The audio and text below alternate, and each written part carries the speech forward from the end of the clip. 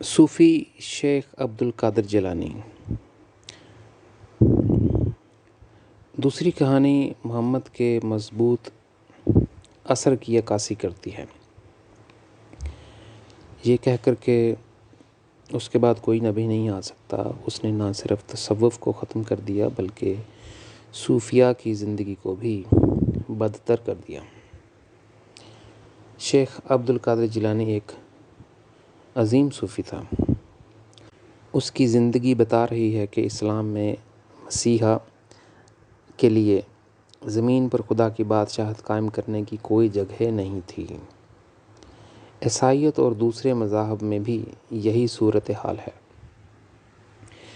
کیونکہ ان کے نجات دہندہ ان کے ماننے والوں کا درمیانی نقطہ بن گئے تھے۔ عبد القادر صوفیہ میں نمایاں مقام رکھتا تھا اور عیسیٰ کی طرح خاص بن گیا۔ جنتوں کی مدد سے وہ بہت سے غیر معمولی معجزے کر سکتا تھا۔ خدا نے جنتوں میں اس کی خدمت بالکل ایک خادم کی طرح کی، کیونکہ وہ اپنی محبت سے صوفیانہ تھا۔ یہ بالکل ایسا ہی ہے جیسا کہ میں نے پہلے ذکر کیا تھا کہ جب حق تعالیٰ نے اس خاک کو چوما جس سے اس نے انسانوں کو پیدا کیا، ایک موقع پر عبد القادر نے خدا کے ہاتھ سے شراب پی۔ اس میں ہمارے زمینی مشروب کے برعکس یہ آپ کو مدہوش نہیں کرتا بلکہ روح کو خدا کی محبت میں صوفیانہ ہونے میں مدد کرتا ہے۔ خدا نے اس سے کہا، عبد القادر جیلانی، تمام مذاہب کا اختتام آ گیا ہے۔ میں تمہیں انسانیت کا نیا مسیحا کہوں گا تاکہ ایک عالمی خاندان کی تعمیر ہو جس کا مرکز مجھ پر ہو۔ خدا نے اسے وہی مشن دیا جو اس نے مجھے دیا تھا۔ خدا کی طرف سے یہ الفاظ سننے کے بعد اسے شک ہونے لگا کہ کیا وہ واقعی خدا سے رابطہ کر رہا ہے۔ اس نے خدا سے کہا، تمہارا وعدہ ہے کہ اس دنیا میں صرف اسلام ہی رہے گا۔ شیخ عبد القادر جیلانی اس بات کا قائل تھا کہ محمد سب سے بڑا نبی ہے اور اس کے بعد کوئی نبی نہیں ہونا چاہیے۔ یہ خدا سے اس کی آخری ملاقات تھی۔ جب وہ اپنے روحانی سفر سے واپس آیا تو وہ بہت زیادہ الجھن میں تھا اور بہت سے شکوک و شبہات اس پر چھا گئے۔ جب اس نے اپنا اگلا سفر خدا کی طرف شروع کیا تو لوسیفر اس کے راستے میں کھڑا تھا اور اس نے کہا، تم ٹھیک کہتے ہو، یہ خدا نہیں تھا، میں نے صرف تمہارا امتحان لیا ہے۔ تم نے قرآن و حدیث کو اپنے ہاتھ میں اس قدر مضبوطی سے تھام رکھا تھا کہ میں تمہیں الجھا نہیں سکا۔ لوسیفر کے ساتھ ملاقات نے اس کے یقین کو مضبوط کیا اور وہ ان سب چیزوں کو برقرار رکھے جو محمد نے کہا تھا۔ اب وہ لفظی طور پر قرآن و حدیث سے چمٹے ہوئے تھا۔ اس واقعے کے بعد وہ اپنے قول کے مطابق محمد کے خادم اور خادم بن گیا۔ یہ عجیب، مضحکہ خیز، یہاں تک کہ انوکھا لگ سکتا ہے، کیونکہ خدا اس آدمی کے ذریعے اپنی نئی دنیا بنانا چاہتا تھا۔ اگرچہ خدا نے ذاتی طور پر اس صوفی کے سامنے کھڑے ہو کر اس کی خدمت کی، جب اس نے اسے مشن دیا تو عبد القادر جیلانی نے ہر چیز پر شک کیا اور محمد کے خادم کا خادم بن گیا۔ اس نے صرف اپنے آپ پر شک نہیں کیا بلکہ اس نے اپنے روحانی تجربات اور خدا کے ساتھ اپنے تعلق کی صداقت پر بھی شک کیا۔ اب ہم اپنے آپ سے پوچھ سکتے ہیں کہ واقعی کون کس سے کہاں ملا؟ دراصل شیخ عبد القادر جیلانی سب سے پہلے خدا سے ملا۔ خدا کو اس سے اتنی محبت تھی کہ وہ اسے مثالی دنیا کا مشن دینا چاہتا تھا۔ لوسیفر اس صوفی کے سامنے آ سکتا تھا اور اسے خدا میں شک کرنے کے بعد گمراہ کر سکتا تھا۔ جب میں نے روحانی دنیا میں سفر کیا تو میں نے دیکھا کہ عبد القادر نے سبز سانپ کی شکل اختیار کر لی ہے اور اسے اسلامی جہان میں رہتا ہے، اور یہی محمد کا بنیادی مقصد ہے۔ سچائی یہ ہے کہ محمد نے خدا کا آخری نبی ہونے کا اعلان کر کے پوری کارسازی کو الجھا دیا۔ تمام صوفی اس الجھن کا شکار ہو گئے کہ آج تک محمد نے خدا کی بادشاہت کو زمین پر مستور کر رکھا ہے۔ اگر عیسیٰ نے وہ تمام سچائی اور الہی علم بانٹ دیتا جس کا خدا اور جنتوں نے انسانوں کی خاطر مشاہدہ کروایا تھا تو اسلام کبھی نہ آتا۔ عیسیٰ نے اپنے الہی تجربات اور مشاہدات کو بنی نوع انسان کے ساتھ شیئر نہیں کیا، بلکہ الجھن لایا اور زمین پر خدا کی بادشاہت کو مصدور کر دیا، اور سب کچھ مستقبل کے مسیحا کے ہاتھ میں چھوڑ دیا۔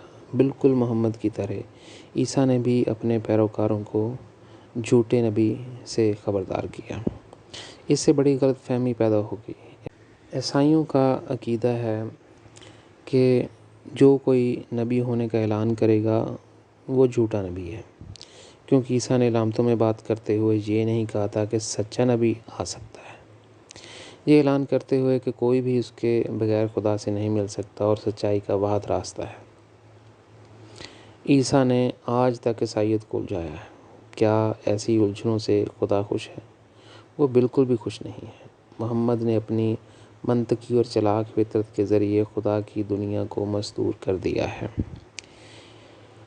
ایک طرف اس نے کہا کہ ہر کوئی خدا سے مل سکتا ہے، تصوف اسی بنیادی خیال سے پروان چڑھا۔ دوسری طرف اس نے آنے والی نسلوں کے لیے خیال چھوڑ دیا۔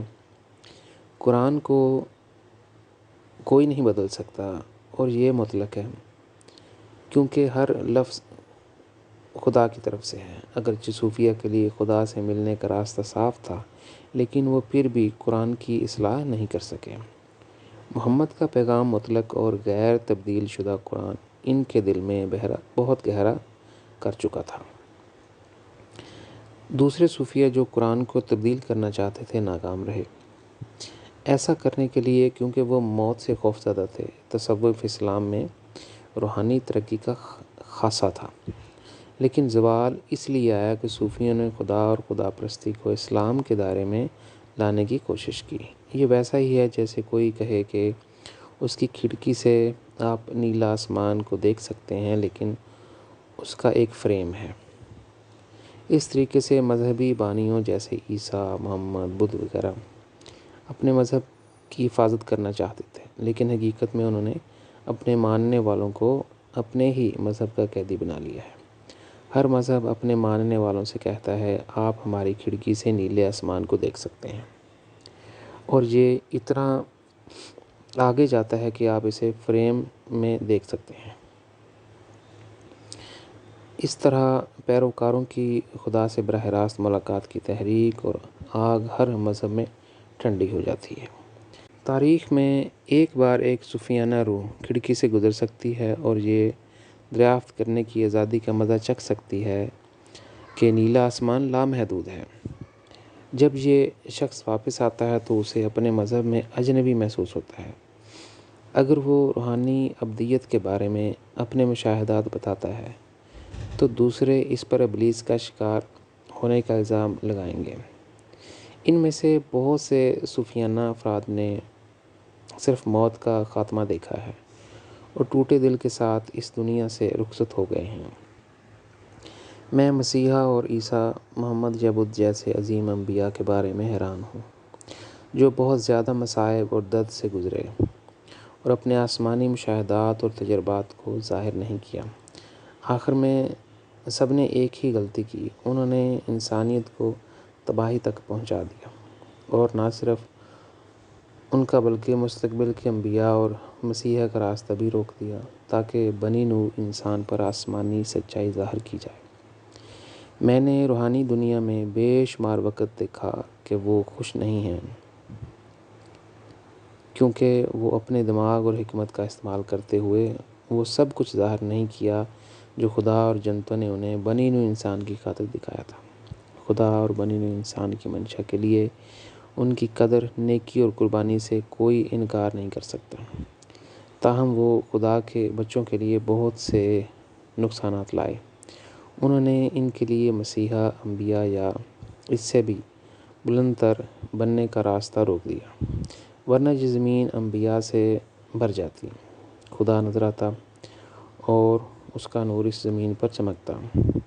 اس وجہ سے خدا نے میری پہلی کتاب، جس کا عنوان دیا خدا ایک دکھائی دینے والا خدا ہے جو بنی نوع انسان پہ ایک مرئی خدا کے طور پر ظاہر ہوتا ہے، عنوان کے اوپر نیا انسانی دور نمایاں ہے اور اس کتاب کا پہلا اور آخری نام خدا ہے۔ پوری کتاب خدا کی محبت کے بارے میں بتاتی ہے۔ وہ محبت کی خاص بات ہے۔ محبت کی کہانی ہمارے تصور سے بھی باہر ہے۔ خدا اندھیرے میں ابدی وقت کے لیے تنہا تھا۔ اس کے بغیر کوئی ظاہری کائنات، کوئی زمین، کوئی نیلا آسمان، کوئی انسان، کوئی روحانی دنیا، کوئی فرشتہ اور بے شمار تمام دیگر مخلوقات موجود نہیں ہوتی۔ صرف اپنے دل سے ہی ہم محبت کی قدر اور کہانی کو جان سکتے ہیں۔ عیسیٰ نے جو سب سے برا کیا وہ یہ کہنا تھا کہ جو مجھے دیکھتا ہے وہ خدا کو دیکھتا ہے۔ میں خدا میں ہوں، خدا مجھ میں ہے۔ اس کے ذریعے اس نے اپنے آپ کو اتنی مضبوطی سے درمیانی نقطے پہ ڈالا اور پوری تاریخ میں نہ صرف اپنے شاگردوں کو بلکہ عیسائیت کو بھی الجھا دیا۔ خدا کے بارے میں الجھن کہ وہ ایک جسم میں رہتا ہے، اور ثلیث کے بارے میں تصور خدا، عیسیٰ اور روح القدس اب بھی ہماری 21ویں صدی میں موجود ہیں۔ عیسائیوں کی اس جہالت کی وجہ سے کوئی نبی جسے خدا نے بلایا تھا خدا اور جنتوں کی دی ہوئی اعلیٰ سچائی کو ظاہر نہیں کر سکا۔ کم از کم محمد نے خدا سے ملنے کا راستہ چھوڑ دیا، بالکل ایک طرفہ ٹکٹ کی طرح، لیکن عیسیٰ نے مسیحیت کے لیے خدا سے ملنے کے لیے ایک طرفہ ٹکٹ بھی نہیں چھوڑا۔ میں روحانی دنیا میں لاتعداد بار دیکھ سکتا ہوں کہ مقدسین عیسیٰ سے ناراض ہیں۔ وہ اس پر اپنے مشاہدات اور تجربات کو شیئر نہ کرنے کا الزام لگاتے ہیں، ورنہ وہ اس دنیا کو بحال کرنے اور اسے خدا کے پاس واپس لانے کے لیے نبی یا مسیحا بن سکتے تھے۔ یہاں میں ایک عیسائی بزرگ کی کہانی بیان کرنا چاہتا ہوں۔ اسیسی کے سینٹ فرانسس کی کہانی، The Story of Saint Francis of Assisi 149۔ Saint Francis of Assisi کا ایک متوازی کردار تھا، جیسا کہ عیسیٰ اور تقریباً ایک جیسی روحانی ترقی۔ آخرکار جنتوں نے اسے دنیا کے لیے نیا مسیح بنانے کا فیصلہ کیا۔ انہوں نے اسے ایک خاص نظر دکھائی۔ اسیسی کا سینٹ فرانسس کھلی آنکھوں سے دیکھ سکتا تھا کہ چرچ گر رہا ہے، لیکن جب اس نے اپنا ہاتھ اٹھایا تو چرچ گر نہ سکا۔ اس ویژن کا مقصد خدا کی بادشاہت کے قیام کے لیے صرف خدا پر مرکوز ایک نئے اصلاح شدہ کلیسیا یعنی چرچ کی بنیاد رکھنا تھا۔ لیکن کیا ہوا؟ اسیسی کے سینٹ فرانسس عیسیٰ کے ساتھ محبت میں بہت گہرا تھا۔ اسے یہ پیار خدا کو دینا چاہیے تھا۔ اس نے ہر چیز کو عیسائیت کے دائرے میں اور عیسیٰ کے فریم میں دیکھا۔ عیسیٰ کے فریم کا مطلب یہاں اس کی تنگ اور محدود تعلیم ہے جو اس نے بنی نوع انسان کے لیے چھوڑی ہے۔ اسیسی کا سینٹ فرانسس تصور نہیں کر سکتا تھا کہ خدا اسے عیسیٰ سے زیادہ حیرت انگیز فضل عطا کرے گا۔ وہ عیسیٰ سے اندھی محبت کا اسی طرح شکار ہوا جس طرح صوفی عبدالقادر جیلانی محمد کا شکار ہوا۔ زمین پر خدا کی بادشاہت قائم کرنے کے بجائے اسیسی کے سینٹ فرانسس نے ایک نیا گرجا گھر بنانا شروع کیا، اور عیسیٰ کے لیے اس کی محبت مزید گہری ہو گئی۔ جب جنتوں نے اس کی محدودیت کو دیکھا تو وہ خدا کی فراہمی کے لیے اس کے ساتھ مزید کام نہ کر سکے۔ انہیں صوفی عبدالقادر جیلانی کی طرح چھوڑنا پڑا۔ جب فرانسس آف اسیسی روحانی دنیا میں گیا تو اس نے فرشتوں کے فیصلے کے ذریعے دریافت کیا کہ عیسیٰ کے لیے اس کی محبت کا تعلق خدا سے ہونا چاہیے۔ فرشتوں نے اسے بتایا کہ جنتیں اس کے ذریعے بنی نوع انسان سے کیا امید رکھتی ہیں اور خدا اسے کون سا حیرت انگیز فضل دینا چاہتا ہے۔ عیسیٰ کے لیے اس کی محبت اسی طرح دھندلا گئی جیسے شام کو سورج غروب ہوتا ہے، یا برف کی طرح۔ جب یہ پگھل جاتی ہے، وہ بھی دوسرے مقدسین کی طرح عیسیٰ سے عاجز اور مایوس تھا۔ مسیحیوں کے ساتھ بھی ایسا ہی ہوتا ہے جب وہ عیسیٰ کے لیے محبت سے بھرے ہوئے موت کے بعد کی زندگی میں داخل ہوتے ہیں۔ تلخ اور تکلیف دہ سچائی معلوم کر کے ان کے دلوں کو ٹھیس پہنچتی ہے اور ان کی خواہشات اور تصور عقیدہ تباہ ہو جاتا ہے۔ ایک موقع پر میں فرانسس آف اسیسی سے اچھے جہان میں ملا۔ وہ گدھے کی سواری کر رہا تھا اور اس کا دماغ عیسیٰ کے بارے میں ناراضگی اور سوالات سے بھرا ہوا تھا۔ فرشتوں نے اسے گدھا کیوں دیا؟ وہ اکیلا نہیں ہے جو گدھے پر سوار ہے۔ عیسائیت، اسلام، بدھ مت اور دیگر مذاہب کے بہت سے صوفیاء اور اولیاء ایک گدھا سوار ہیں۔ وجہ یہ ہے کہ آپ گدھے کی پیٹھ پر بائبل، قرآن وغیرہ یا اتنی کتابیں رکھ سکتے ہیں۔ اس سے کوئی فرق نہیں پڑتا کیونکہ گدھا بے خبر ہے کہ کون اور کیا لے کر جا رہا ہے۔ پیدائش سے ہمارا بنیادی مقصد خدا کو جاننا ہونا چاہیے۔ جب سے ہم خدا سے واقف ہیں، ہمیں بائبل، قرآن یا دیگر مذہبی کتابوں کے ذریعے خدا کی سچائی کی تحقیق کرنی چاہیے۔ ہمیں ہمیشہ ان کتابوں کا کاکروچ نہیں بننا چاہیے اور اپنے روحانی سفر کو مذہب میں ختم نہیں کرنا چاہیے۔ جس طرح بہت سے ظاہری ستارے، کائناتیں اور تخلیقات موجود ہیں، اسی طرح روحانی دنیا میں فردوس اور جنتوں کے بھی بہت سے جہان ہیں۔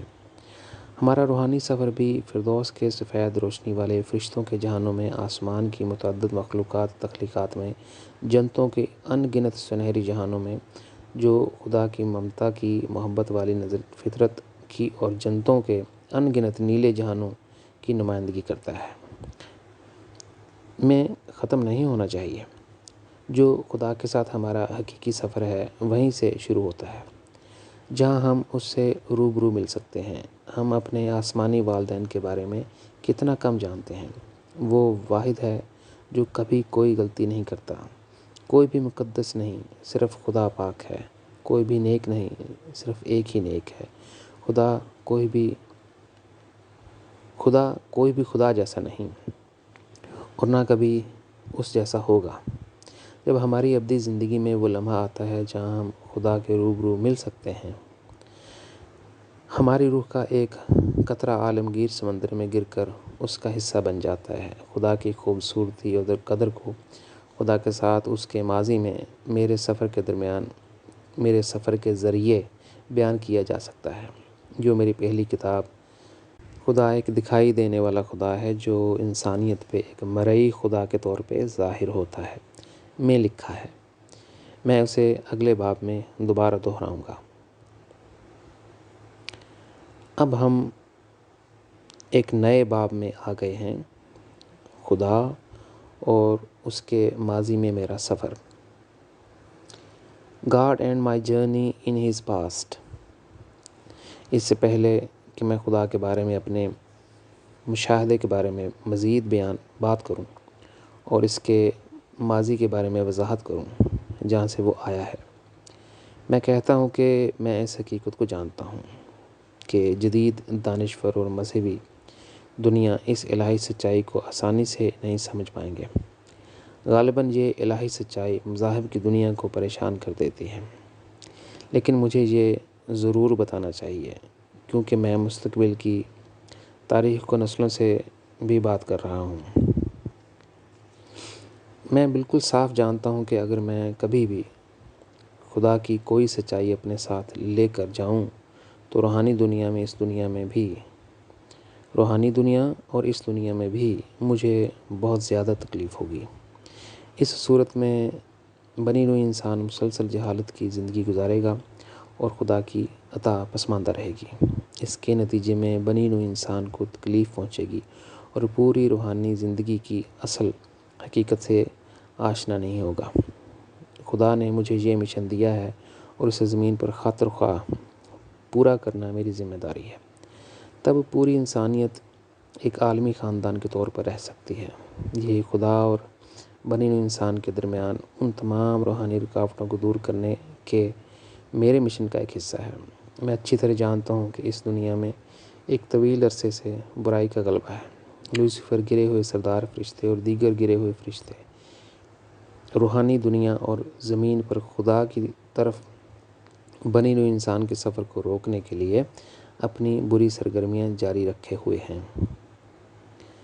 مجھے بہت سے افسوسناک تجربات بھی حاصل کرنے پڑے اور بہت زیادہ درد اور تکلیف برداشت کرنی پڑی جو لوسیفر نے میری زندگی میں 45 سال طویل کی ہے۔ اس کی وجہ سے میرا روحانی کام رک گیا۔ اس نے کئی سال جنگل میں میرا سامنا کیا۔ اس لیے میں ایک خاص باب میں لوسیفر کی شناخت کے بارے میں بات کرنا چاہتا ہوں۔ بنے ہوئے انسان کو جاننا چاہیے کہ وہ کون ہے اور وہ کیسے گرا۔ جب وہ روحانی دنیا میں نیکی کی طرف بڑھ رہا تھا، انہیں روحانی دنیا اور اس دنیا میں اس کی گری ہوئی فطرت اور برے کاموں کو بھی جاننا چاہیے۔ خدا نے میرا ہاتھ تھاما اور ہم اندھیرے ابدیت میں عمودی سفر کرتے رہے۔ ایک سنہری روشنی جیسے خدا کی روح سے آگ اس قدر نکلی کہ اندھیرا ختم ہو گیا۔ میں خدا کے بہت قریب تھا اور جب میں نے اس کی طرف دیکھا تو میں اس کی روح کی شکل، آنکھیں، ہاتھ اور پاؤں دیکھ سکتا تھا، لیکن کچھ مختلف تھا۔ میں اس کی آنکھوں کی اندر سے گلائیاں نہیں دیکھ سکتا تھا، لیکن اس کی بجائے وہاں سے ایک انتہائی سنہری اور نیلی روشنی نکل رہی تھی۔ اس کی ظاہری شکل سنہری روشنی کی ہے اور اس کی اندرونی شکل نیلی روشنی کی ہے۔ اس کے ہاتھ میں انسان یا فرشتے کی طرح کوئی انگلیاں نہیں ہیں۔ خدا کا ایک انگوٹھا ہے اور اس کی دوسری انگلیاں باکسنگ کے دستانے کی طرح ایک ساتھ ہیں۔ اس کے علاوہ اس کے پاؤں کی انگلیاں ایک ساتھ ہیں، صرف اس کی بڑی انگلی الگ ہے، اور وہ ایک ایسی منفرد ہستی ہے جسے میں نے پوری ابدیت میں پہلے کبھی نہیں دیکھا اور نہ آئندہ کبھی دیکھوں گا۔ خدا نے میری طرف دیکھا اور کہا، میرے اندر آ جاؤ، کیونکہ مندرجہ ذیل تجربات جو میں تمہیں کرنے دینا چاہتا ہوں تم صرف تبھی کر سکتے ہو جب تم میرے اندر ہوگے۔ میں خدا کی روحانی شکل کے اندر چلا گیا۔ اے بنی نوع انسان، میں دیکھ سکتا تھا اور تجربہ کر سکتا تھا کہ خدا کے اندر نیلی روشنی چمکتی ہوئی ایک زبردست ابدیت تھی، مکمل امن اور آزادی تھی۔ خدا میں ایسی محبت موجود ہے کہ اگر وہ تمام محبت جو تمام انسانوں کے والدین، فرشتوں اور دیگر مخلوقات کو اپنے بچوں کے لیے ہوتی ہے، اکٹھی ہو جائے تو وہ اس محبت کے مقابلے میں سمندر کے ایک قطرے کے پانی کی طرح ہوگی جو حق تعالیٰ اپنے بچوں کے لیے رکھتا ہے۔ خدا کی محبت ایک ابدی سمندر کی مانند ہے جس کی کوئی انتہا نہیں ہے۔ یہ صوفیانہ راز بنی نوع انسان اور دیگر تمام مخلوقات کو خدا کے اندر اپنے تجربات سے دریافت کرنا ہے۔ میں بالکل جانتا ہوں کہ یہ ہر انسان کا لازوال گھر اور منزل ہے۔ میں انسان کے ساتھ کیسے بیان کروں کہ دل اور روح کے لیے اس لمحے کے تجربات کیا تھے۔ خدا نہ صرف سچی محبت ہے، بلکہ جہاں سچی محبت صوفیانہ ہو جاتی ہے اور اپنے حواس کھو بیٹھتی ہے، وہاں خدا شروع ہوتا ہے۔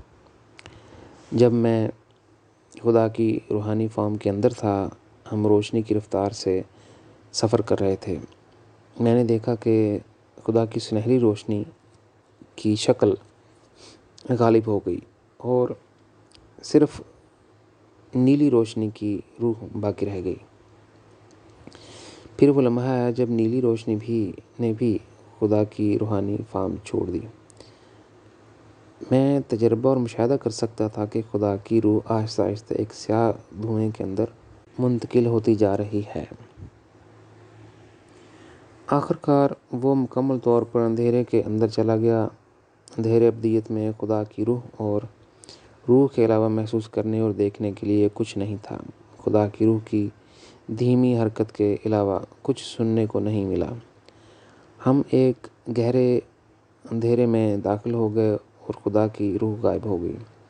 میں نے پکارا، او میرے سچے والدین، اے میرے خدا، کیا تم یہاں اس گہرے اندھیرے ابدیت میں ہو؟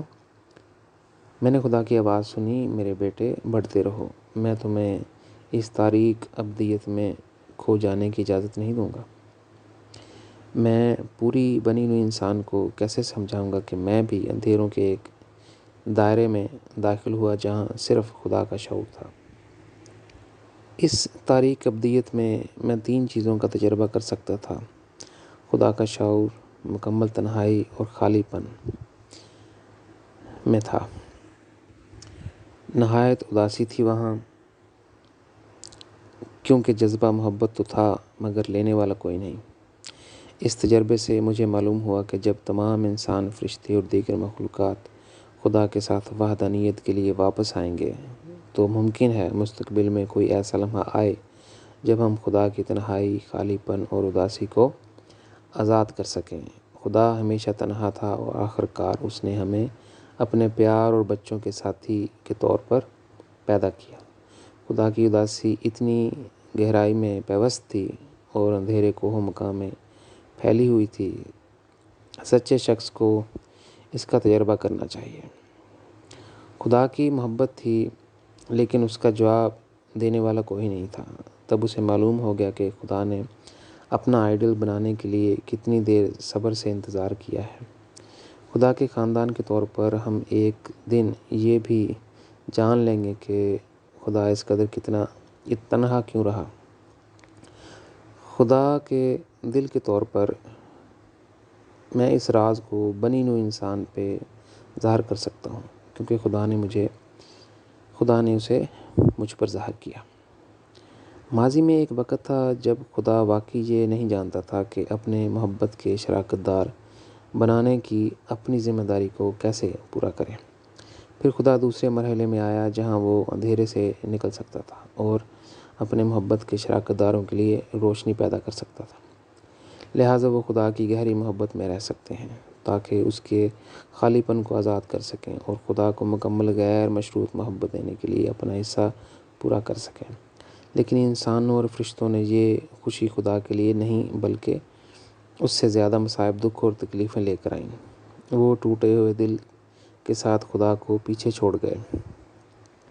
اس موضوع کے بارے میں مزید معلومات آپ میری پہلی کتاب کی جلد سے حاصل کر سکتے ہیں جس کا نام ہے خدا ایک دکھائی دینے والا خدا ہے جو انسانیت پہ ایک مرئی خدا کے طور پہ ظاہر ہوتا ہے۔ باب اینجل اور جن دنیا میں ابلیس کی شناخت اور روحانی دنیا میں لوسیفر کے ساتھ مل کر انسانوں کا زوال، یہ اس کا باب ہے۔ اب میں اپنے اصل موضوع کی طرف آتا ہوں۔ یہاں تک کہ خدا نے مجھے اپنے شعور کا مرحلے کے وقت سے آگے لے آیا۔ مجھے پتہ چلا کہ خدا لاشعوری کے مرحلے میں تھا۔ اب تک کسی کو یہ معلوم نہیں ہوا کہ ہر مرحلے میں جس سے خدا گزرا لامحدود وقت شامل تھا۔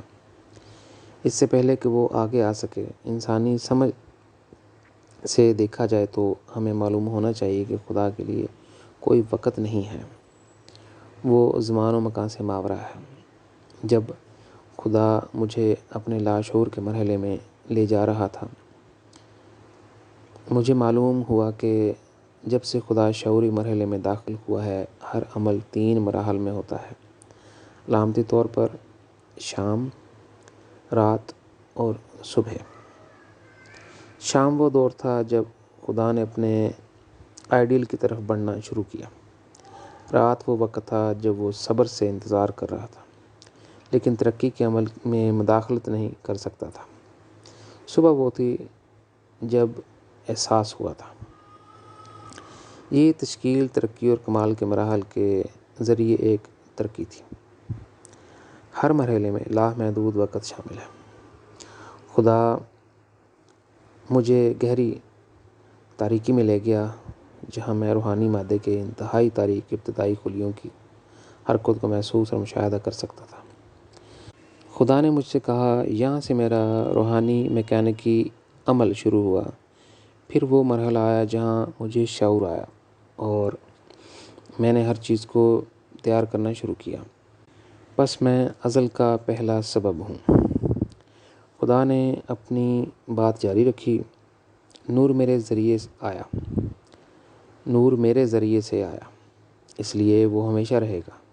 لیکن اس تاریک مادے نے مجھ سے سمجھوتا نہیں کیا، اس لیے میں نے پرائم فورس انرجی کا استعمال کیا۔ اس لیے مادی تخلیقات کے وجود کے لیے ایک وقت کی حد ہے، اور ظاہری کائنات کی بھی، لیکن میں بار بار توانائی پیدا کر سکتا ہوں۔ یاد رکھیں، ابدی زندگی ہمیشہ کے لیے رہے گی، کیونکہ میں ابدی زندگی اور تم سب کا پیدا کرنے والا ہوں۔ یہ وہی تھا جو آسمانی والدین خدا نے مجھے اپنے وجود کے بارے میں مشاہدہ کرنے کی اجازت دی۔ میں تجربہ کر سکتا تھا کہ خدا ہر مرحلے میں کیا محسوس کرتا ہے۔ میں جانتا ہوں کہ میں نے جو کچھ لکھا ہے اس کے بارے میں بہت سی سائنسی دلائل پیدا ہو سکتے ہیں، لیکن ہم سب کو یاد رکھنا چاہیے کہ سچائی کو خود مشاہدے اور تجربے کی ضرورت ہے۔ روحانی دنیا میں خدا کی تلاش میں میری دریافت، My discovery in my search for God in the spiritual world۔ میں نے بے شمار جنتوں کا سفر کیا۔ جب بھی میں زمین پر واپس آتا ہوں، میں اپنے آپ کو کہتا ہوں کہ میں خدا کے بارے میں کتنا کم جانتا ہوں۔ اس کی محبت میں خدا نے مجھے اس سے ملنے کے بے شمار مواقع فراہم کیے ہیں۔ میں جنتوں، ان کے عجائبات اور حسن کو جانتا ہوں، حتیٰ کہ میں ہر نبی، صوفی، ولی یا ابدی زندگی میں خدا کے متلاشی کو جانتا ہوں۔ وہ فردوس میں اپنی روحانی نشوونما کے مطابق بستے ہیں۔ اس لمحے کے بعد سے جب خدا نے مجھے بتایا کہ میں نہ صرف ایک مسیحا ہوں بلکہ اس کے دل کی نمائندگی کرتا ہوں، میں نے کبھی کسی جنت میں بسنے کا احساس نہیں کیا۔ میں نے ہر جنت میں تنہا اور عجیب محسوس کیا ہے۔ جب ان جنتوں کی مخلوق نے مجھے بتایا کہ کوئی ایسی خواہش نہیں ہے جو وہ میرے لیے پوری نہ کر سکیں، میں نے ہمیشہ پوچھا، کیا تم خدا کے گھر کو جانتے ہو؟ مجھے تبھی تکمیل ملتی ہے جب میری آنکھیں خدا کو دیکھ سکتی ہیں۔ میری خواہش کے اظہار کے بعد ہر آسمان پر مخلوق خاموش ہو گئی۔ میں تھوڑی دیر کے لیے جنتوں میں ان جگہوں پر ٹھہرتا ہوں جہاں خدا دکھائی دیا یا جہاں خدا کی یادگار ہے یا اس کے قدموں کے نشان ہیں۔ اس کے بعد میں خدا کے بارے میں مزید جاننے کے لیے نئی جنتوں کی طرف پرواز کرتا ہوں۔ میں ان جنتوں میں واپس نہیں آتا جن کی سیر کر چکا ہوتا ہوں۔ میرا سفر مستقبل کی طرف ہے، کیونکہ میرے آسمانی والدین نے مجھ سے کہا کہ ایک ابدی زندگی جنتوں میں اس کی بادشاہت کو جاننے کے لیے کافی نہیں ہے۔ ہر جنت نے میری روح کو ایک پھول کی خوشبو کی طرح بڑھنے کا موقع دیا ہے۔ جب کسی کے پاس اپنے خالق کے لیے ایسا دل ہوگا تو اس کے دل میں ابدی زندگی کے لیے ایک ایک کر کے بے شمار دریچے کھل جائیں گے۔ خدا کی محبت ابدیت اور جنتوں کے تمام عجائبات کو جاننے کے لیے چابی ہوگی۔ وہ عجائبات جو نہ کسی آنکھ نے دیکھے ہیں، نہ کسی کان نے سنے ہوں گے، اور نہ ہی کوئی دماغ تصور کر سکتا ہے، انہیں صرف دل ہی جانتا ہے۔ کیا چیز ہے لوگوں کو جو اپنے روحانی تجربات کرنے سے روکتی ہے؟ What prevents people to having own spiritual experiences؟ میں ان مشاہدات کو سطحی اور ظاہری انسانوں کو کیسے سمجھا سکتا ہوں؟ وہ کھانے، سونے اور تھوڑی دیر کے لیے اس مادی دنیا سے لطف اندوز ہونے کے لیے اپنی میراتھن میں مصروف ہیں۔ سب سے زیادہ کامیاب لوگ اس مادیت پسند دنیا میں تنہا ہیں۔ آخر میں ان کا کوئی خاندان نہیں ہے اور انہیں حقیقی دوست نہیں مل سکتے، کیونکہ وہ اپنے دل کا اظہار خدا سے نہیں کر سکتے۔ اس سے کوئی فرق نہیں پڑتا کہ وہ اس دنیا کے امیر ترین اور مشہور ترین لوگ ہیں یا پوری دنیا ان کے آگے جھکتی ہے۔ آخر میں انہیں سب کچھ پیچھے چھوڑنا پڑتا ہے۔ وہ موت کے بعد کی زندگی میں خالی ہاتھ کھڑے ہیں۔ لوگوں کے لیے اس سے کیا فائدہ ہوتا ہے اگر وہ پوری دنیا کو حاصل کر لیں اور اس پر حکومت کر لیں، لیکن آخرکار وہ اپنی جان سے ہاتھ دھو بیٹھے۔ دراصل انسان کی روح میں روشنی ہونی چاہیے، نہ کہ اندھیرا۔ روشنی ارواح کو اوپر کی طرف کھینچتی ہے اور اندھیرا انہیں نیچے کھینچتا ہے۔ روشنی نئی زندگی لاتی ہے اور عقاب سے بلند پرواز کرنے کا موقع دیتی ہے۔ روشنی کے ساتھ ایک روح حقیقی آزادی، امن، خوشی، مسرت، محبت، ہم آہنگی کا مزہ چکھ سکتی ہے، اور یہ آپ کو آپ کے لازوال گھر تک لے جاتی ہے۔ ارواح جن میں اندھیرا ہوتا ہے، الجھن کا شکار، غیر محفوظ، خوف، گھبراہٹ، مایوسی اور توبہ کا احساس ہوتا ہے۔ وہ تاریک جہانوں میں داخل ہوتی ہیں جہاں ان کا کوئی دوست نہیں ہوتا اور ہر چیز ان کے لیے عجیب ہوتی ہے۔ صرف درد، تکلیف اور موت ہے، لیکن وہ مر نہیں سکتے۔ زیادہ تر انہیں تاریک جہانوں کو کم کرنے کے لیے اپنے زوال کا سامنا کرنا پڑتا ہے۔ ایسا اس وقت ہوتا ہے جب لوگ مادہ پرست، لالچی، خود غرض، تکبر، مغرور اور دوسروں کو اپنے مفاد کے لیے غلط استعمال کرتے ہیں، کیونکہ وہ اپنے خالق خدا کو بھول چکے ہیں۔ بنیادی حقیقت یہ ہے کہ جو اپنے آپ سے ایماندار نہیں ہے، وہ دوسروں سے ایماندار نہیں ہو سکتا۔ اگر میں خدا کو نہ پہچانتا اور اس نے مجھے انسانوں کے لیے نجات کا وعدہ لانے کے لیے نہ بلایا ہوتا، تو میں اپنے بنی ہوئی انسان ساتھیوں کا وقت ضائع کرنے والا سب سے بیوقوف شخص ہوتا۔ اس صورت میں میرے لیے بہتر ہوگا کہ میں اپنی خوشی کے لیے کوئی دوسرا کاروبار کروں، لیکن خدا کے فضل سے میرے پاس کافی سے زیادہ ہے۔ میں نہ صرف سچائی کے لیے کھڑا ہوں، بلکہ زندگی اور محبت کے حقیقی منبع کے لیے کھڑا ہوں، ہمارے آسمانی والدین، خالق۔ اس کے لیے میں نے بہت سی صلیبیں اٹھائی ہیں اور اپنی جان کو خطرے میں ڈالا ہے۔ خدا نے ہمیشہ میری جان بچائی اور میں اپنی آخری سانس تک جاری رکھوں گا۔ اس کے بعد یہ خدا پر منحصر ہے کہ وہ بنی نوع انسان کی تقدیر کے بارے میں کیا فیصلہ کرے گا۔ جس شخص کو زندگی کی حقیقت کا پتہ چل جائے، وہ جانتا ہے کہ خدا نے زندگی اور محبت کو جنم دیا ہے، ورنہ اندھیرے ازل میں زندگی اور محبت کا کوئی تصور نہیں تھا۔ ایسے شخص کا دل تیز رفتاری سے حرکت کرتا ہے، جیسے ندی پہاڑ کی طرف سے بہتی ہے۔ اس کے دل کی اندرونی آواز خدا سے ملنا چاہتی ہے اور یہ اس کی روح کا حصہ بن جاتی ہے۔ بہت سی پیچیدگیاں اس کے سامنے آتی ہیں، کیونکہ ہم خدا کی بادشاہت میں نہیں بلکہ زوال پذیر دنیا میں رہ رہے ہیں۔ یہ شخص تنہا، خالی اور اداس ہو جاتا ہے اور تمام لوگوں میں اجنبی ہو جاتا ہے۔ اس کی اندرونی اقدار دوسروں کے ساتھ بنیاد تلاش کرنا ناممکن بنا دیتی ہے۔ وہ دوستوں، اپنے ساتھی اور کنبہ کے ساتھ شیئر نہیں کر سکتا جو اس کے اندر چل رہا ہے۔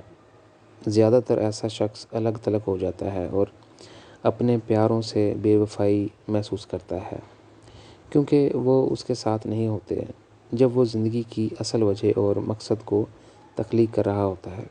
یہاں تک کہ اگر اس کے پاس اس دنیا کی ہر چیز اور خوشی ہو، تو بھی ایک ایسا شدید غم جسے وہ بیان نہیں کر سکتا اس پر آ جاتا ہے۔ وہ خدا کو اتنا یاد کرتا ہے کہ بغیر کسی وجہ کے اس کی آنکھوں سے آنسو بارش کی طرح گر رہے ہیں۔ اسے ایسا لگتا ہے جیسے وہ جیل میں ہے، یا اسے ایک پرندے کی طرح محسوس ہوتا ہے۔ وہ ایک پرندے کی طرح محسوس کرتا ہے جس کے پروں کو کاٹ کر اب پنجرے میں بیٹھا ہے۔ یہ پرندہ دوسرے پرندوں کو نیلے آسمان پر اپنی منزل کی طرف اڑتے دیکھتا ہے۔ ایسے احساسات اور حالات کو الفاظ میں بیان نہیں کیا جا سکتا۔ یہ ٹوٹے ہوئے دل کے احساسات ہیں، خاص طور پر جب ایسا شخص نبی ہوتا ہے، اور وہ وقت آتا ہے جب خدا اور جنتیں ایک خاص وقت کے لیے اس کی زندگی سے غائب ہو جاتے ہیں۔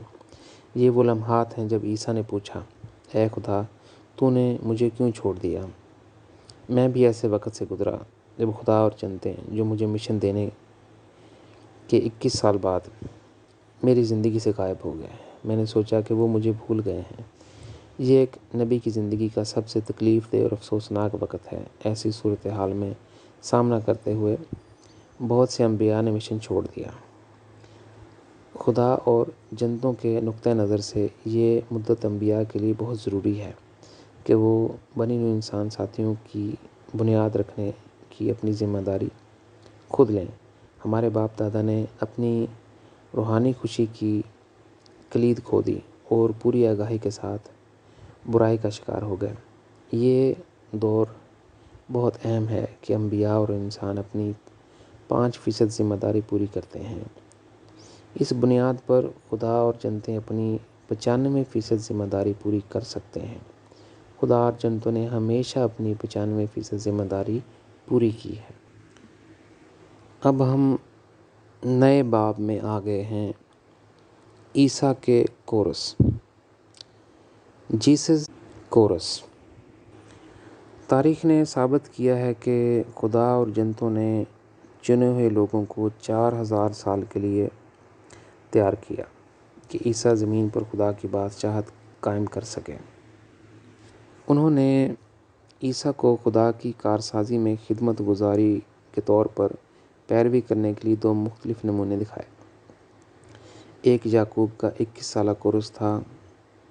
یعقوب اپنے چچا لابن کے پاس گیا جو بری دنیا کی علامت تھا، خدا کے مشن کے لیے مادی بنیاد ڈالنے اور اس عورت کے ساتھ شراکت کے لیے جسے خدا نے اس کے لیے چنا تھا۔ یعقوب نے عیسو پر بھی فتح حاصل کی جو قابیل کی حیثیت میں تھا اور اسے قتل کرنا چاہتا تھا۔ اگر عیسیٰ اس کورس کو پورا کرنے میں ناکام ہو گیا تھا تو اسے زمین پر خدا کی بادشاہت قائم کرنے کے لیے موسیٰ کے 40 سالہ کورس کو لینا چاہیے تھا، تاکہ مسیح کے طور پر عیسیٰ کی افسوسناک کہانی یہ تھی کہ وہ ان دونوں کورسز میں سے کوئی بھی نہیں لے سکتا تھا۔ عیسیٰ کی ناکامی کا تلخ نتیجہ یہ ہوا کہ مسیح کے لیے 4000 سال کی تیاری تباہ ہو گئی۔ خدا عیسیٰ کو روحانی دنیا میں اس کا ذمہ دار ٹھہراتا ہے۔ زمین پر خدا کی بادشاہت کو معجزات یا عقل مندانہ جادوئی طاقت سے کم وقت میں کبھی بھی محسوس نہیں کیا جا سکتا۔ مسیح کو خدا اور جنتوں کے ساتھ اپنے تمام تجربات اور مشاہدات کی وضاحت اور انکشافات کرنا چاہیے۔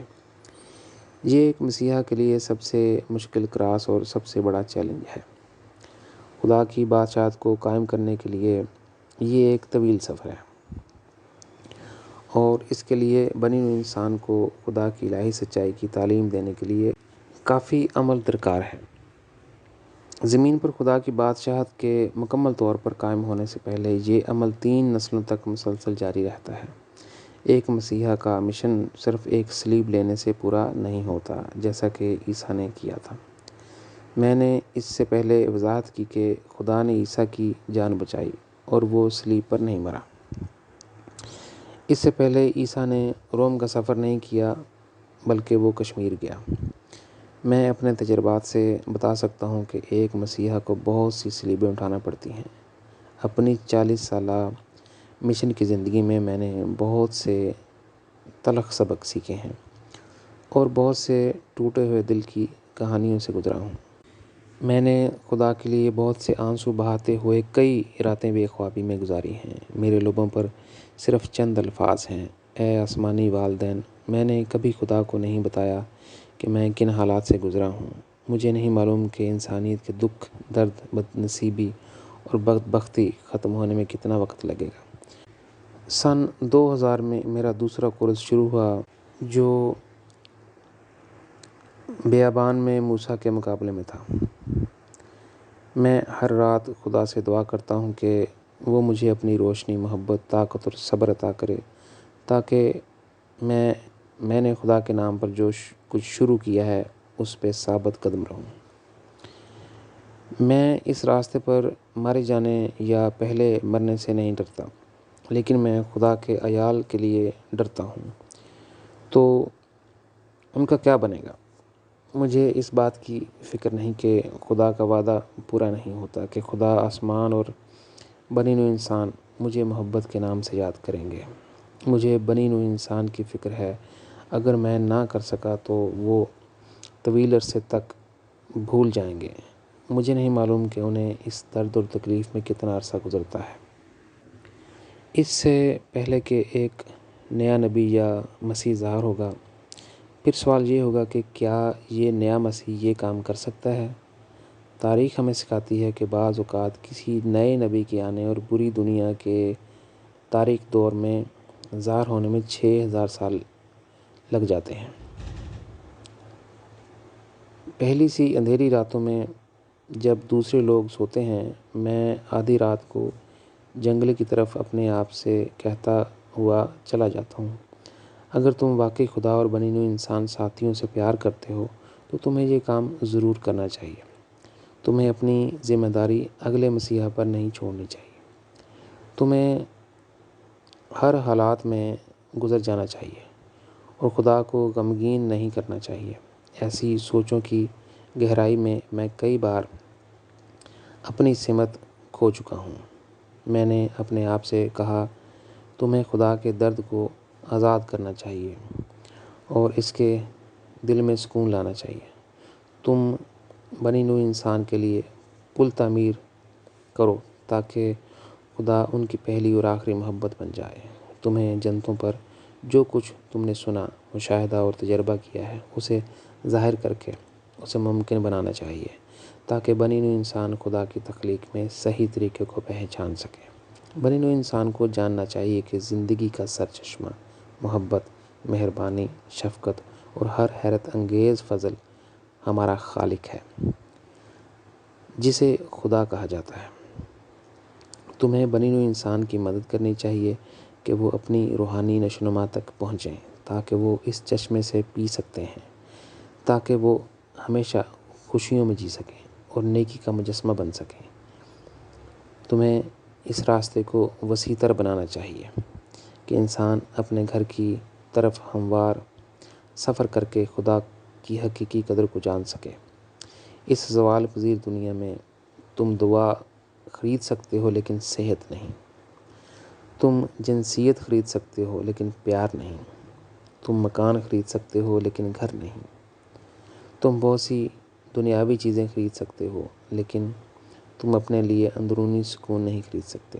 تم لفظی طور پر آسمان سے پارٹیوں کی بارش کر سکتے ہو، اس کا مطلب ہے کہ تم جتنے چاہو جشن مناؤ اور اتنا پیسہ خرچ کرو، لیکن پھر بھی تم حقیقی خوشی نہیں خرید سکتے۔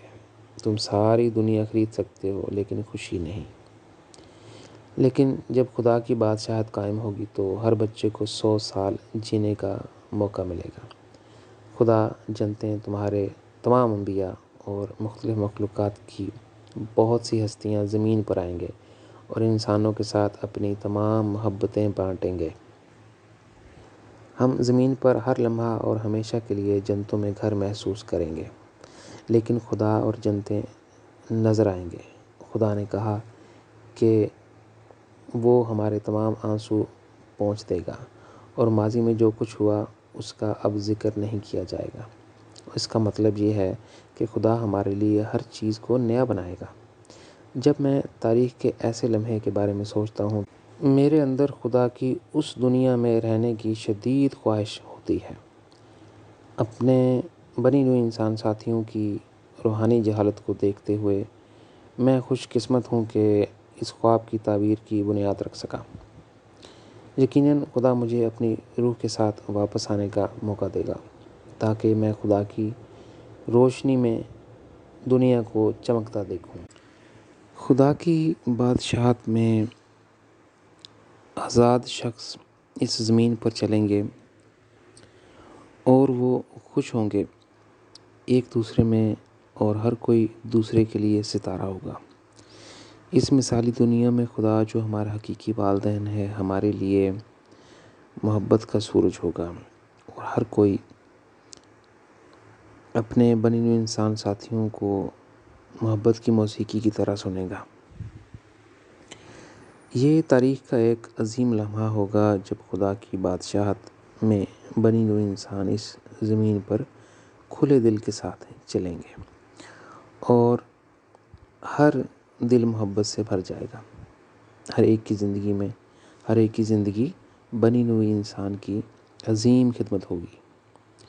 خدا کی مثالی دنیا میں ہم الہی سچائی میں، اپنے شعور اور ضمیر کی آزادی میں اور خدا کی بادشاہت کی تعمیر کے لیے خدا کی محبت کے حسن میں رہیں گے۔ تاہم انسانی ضمیر، علم اور دل کو وسعت دینے اور مضبوط کرنے کے لیے ایک پرامن ماحول اور مسلسل تعلیم کی ضرورت ہے۔ لہٰذا بنی نوع انسان دل اور محبت کی بنیاد پر لین دین کا رشتہ رکھ سکتا ہے۔ خدا نے مجھ سے کہا کہ مذہب کا وقت ختم ہو گیا ہے اور اس پر مذکور ایک عالمی خاندان کا وقت آ گیا ہے۔ خدا کی بادشاہت میں رہنے والے لوگ عظیم ہیں۔ میں تمام مذہبی لوگوں کو نصیحت کرتا ہوں کہ وہ اپنے نبیوں اور مخلصین پر توجہ نہ دیں۔ ان کو صرف وہ مقام دیں جو صرف خدا کی وجہ سے ہے۔ انبیاء اور نجات دہندہ کو افقی اور احترام کی سطح پر پیار کیا جانا چاہیے اور نہ کہ ان کی عبادت کی جانی چاہیے، اور ہر ایک کو خدا اور اس کے رسولوں کے درمیان واضح فرق کرنا چاہیے۔ صرف ہمارا آسمانی والدین ہی تخلیق کا مرکزی نقطہ ہے۔ عمودی اور افقی دونوں محبتیں ہمارے آسمانی والدین سے تعلق رکھتی ہیں۔ آپ ہمارے خالق کو وہی دیں جو اس کا حق ہے، اور صرف انبیاء اور بانیوں کو وہی دیں جس کے وہ مستحق ہیں۔ انبیاء، گرو یا کوئی مسیحا لوگوں کے لیے راستہ ہیں، لیکن کسی بھی صورت میں تقدیر نہیں، منزل نہیں ہے، کیونکہ یہ صرف خدا ہے۔ ہمیں چاہیے کہ وہ خدا کو دیں جو اس کا ہے، اور اپنے انبیاء اور بانیوں کو وہی دینا چاہیے جس کے وہ مستحق ہیں۔ مسیحا، انبیاء اور گرو انسانوں کے لیے راستہ ہیں، لیکن کسی بھی طرح منزل نہیں ہے۔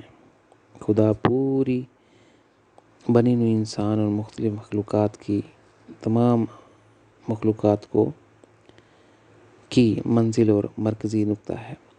خدا کے بغیر کوئی بھی حقیقی رہنمائی حاصل نہیں کر سکتا، اور خدا کی رہنمائی اور تحفظ کے بغیر ایک مسیحا، انبیاء اور گرو بھی تاریک پہلو پر ختم ہو جائیں گے۔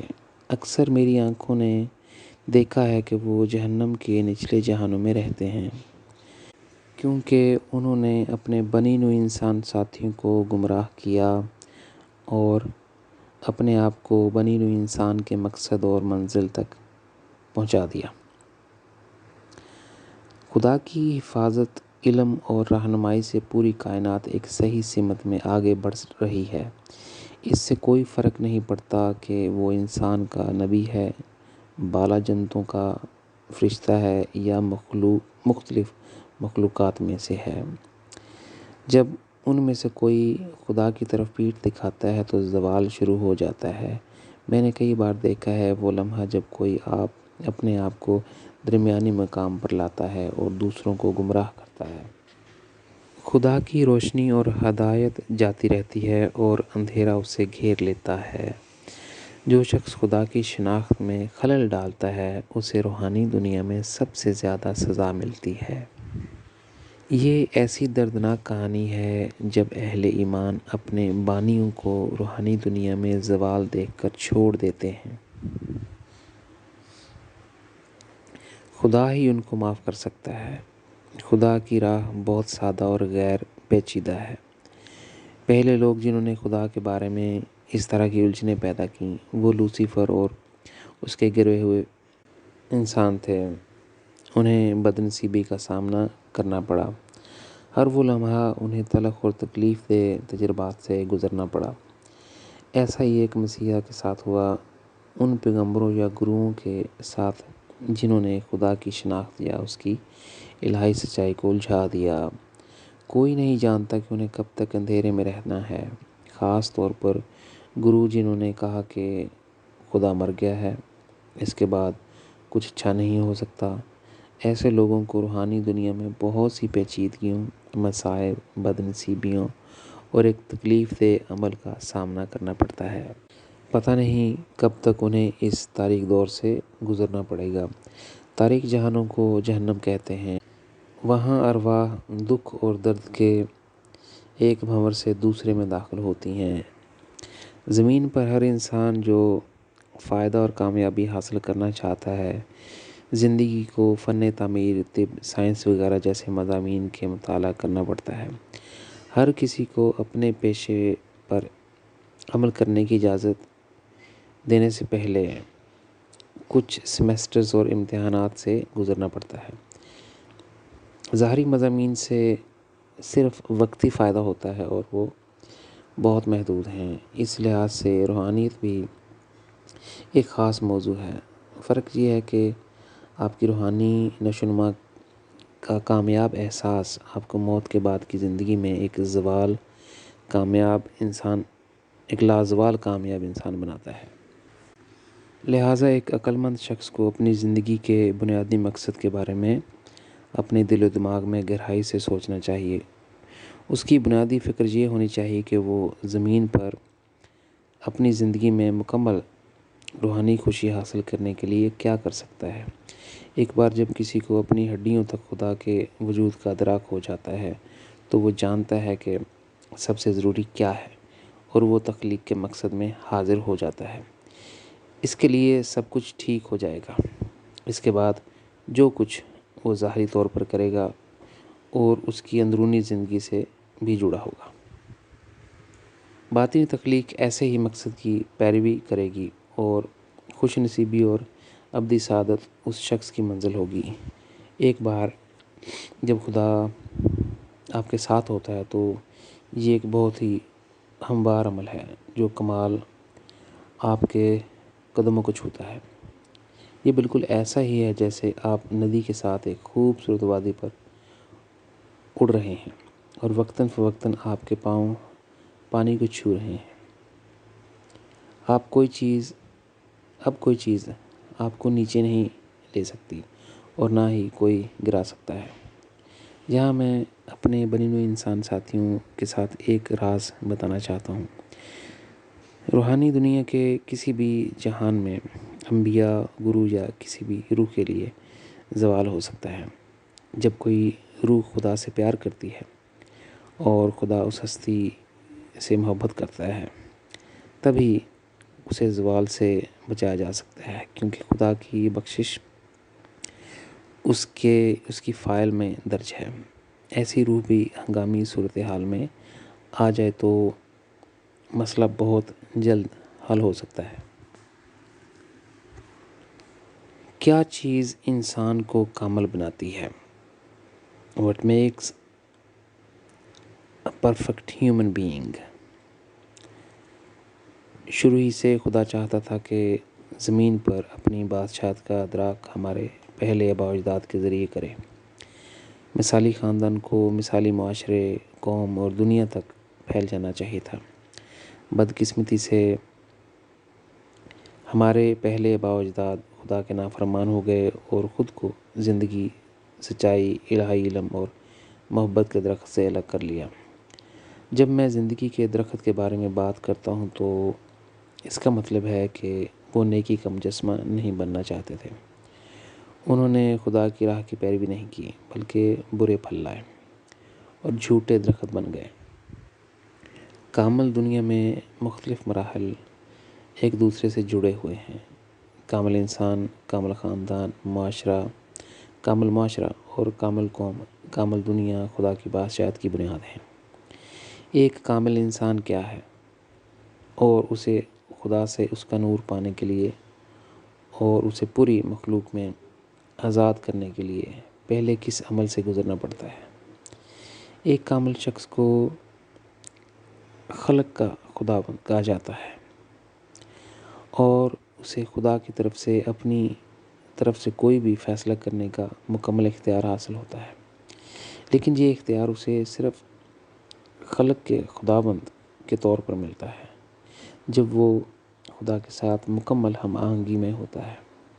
اپنی زندگی میں کوئی فیصلہ ایسا نہیں کرتا جس سے خدا کو دکھ اور تکلیف پہنچتی ہو، بلکہ وہ صرف اس کے لیے خوشی اور مسرت لاتا ہے۔ خلق کے خداوند کی حیثیت ابدی نہیں ہے، زوال ہو سکتا ہے، لیکن یہ اس پر منحصر ہے کہ خدا اس کے ساتھ کیا سلوک کرے گا۔ اب میں یہ بتانا چاہتا ہوں کہ ایک شخص خلق کا خداوند کا خطاب حاصل کرنے کے لیے کیسے کامل بن سکتا ہے۔ محبت ایسے شخص کی زندگی میں سب سے اہم نقطہ ہے۔ جب وہ خدا کی طرف سفر کرتا ہے تو اپنے پیچھے اپنے عقیدہ، فکر، عمل اور ظاہری زندگی کا عمل چھوڑ دیتا ہے۔ محبت کا الہام، تڑپ اور خدا سے ملنے کی آرزو وہ محرک ہے جو ایسے شخص کو روحانی دنیا کے مختلف جہانوں میں اڑنے دیتی ہے۔ ہر جہان میں اس کے متعدد مشاہدات ہو سکتے ہیں جو اسے تیز رفتاری کے ساتھ شدت سے بڑھنے میں مدد دیتے ہیں۔ ہر رات ہزاروں کھڑکیاں ایک ایک کر کے کھلتی ہیں تاکہ اس کی روح کو فردوس کے متعدد حصوں اور نسبتاً حصوں کے بارے میں جاننے کا بہترین موقع فراہم کیا جا سکے۔ وہاں وہ ایسے مشاہدات اور تجربات کرتا ہے کہ اس کے علم میں اضافہ ہوتا ہے۔ ان جنتوں میں ایسی روح کو امن، آزادی، خوشی اور مسرت اور روحانی پرورش کے حقیقی ذریعے سے پینے کا حیرت انگیز فضل حاصل ہوتا ہے۔ اس کا دل ایک مقناطیس بن جاتا ہے اور اسے سمندر کی اونچی لہر کی طرح زندہ کرتا ہے کہ آخرکار وہ خدا کی براہ راست جنتوں میں زندگی اور محبت کے دھارے کے حقیقی منبع میں داخل ہو سکتا ہے۔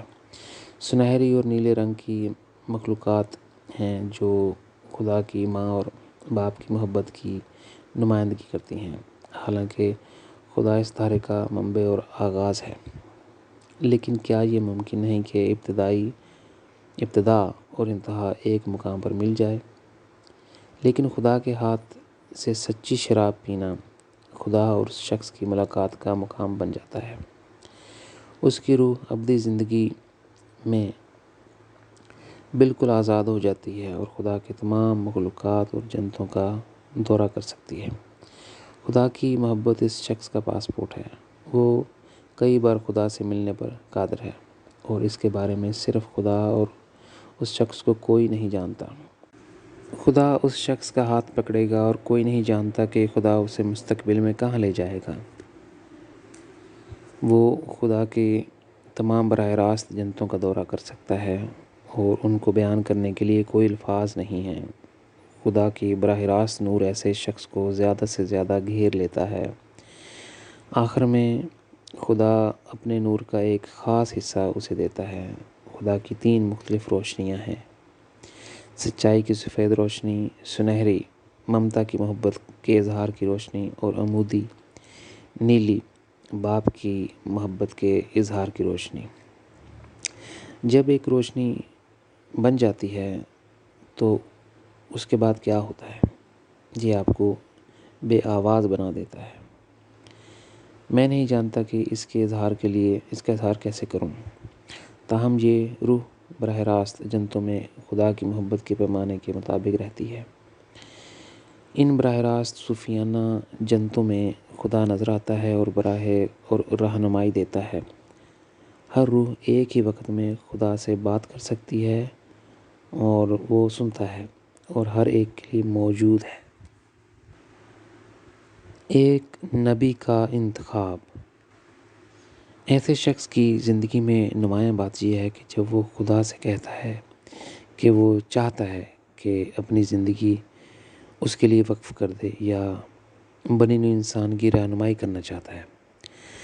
اگر جنتیں اس شخص کی ضروری قابلیت کو قبول کرتی ہیں تو وہ خدا سے اسے نبی کے طور پر بلانے کی درخواست کرتے ہیں۔ حتمی فیصلہ ہمارا خالق ہی کرتا ہے۔ صرف وہی فیصلہ کرتا ہے کہ آیا وہ شخص نبی کہلائے گا یا اس سے بھی زیادہ نعمت حاصل کر سکتا ہے۔ میں یہاں بتانا چاہوں گا کہ نبی یا مسیح بننے کے لیے اصل اور بنیادی رہنما اصول کیا ہے۔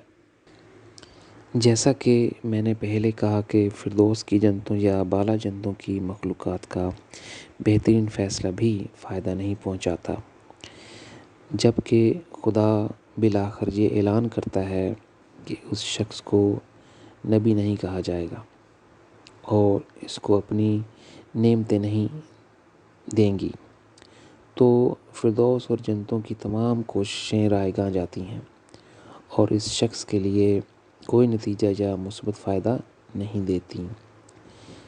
یہ اس بات کا متضاد بھی ہو سکتا ہے، یہاں تک کہ اگر تمام مخلوقات اور فردوس اور جنتوں کے فرشتے ایک شخص کو رد کر دیں اور کہیں کہ وہ نبی بننے کے اہل نہیں ہے، یہ ہو سکتا ہے کہ خدا اپنی نعمت عطا کرے اور اسے نبی بنا دے، کیونکہ وہ اس کے دل اور روح میں جھانک سکتا ہے اور اس کی پوشیدہ صلاحیت کو پہچان سکتا ہے۔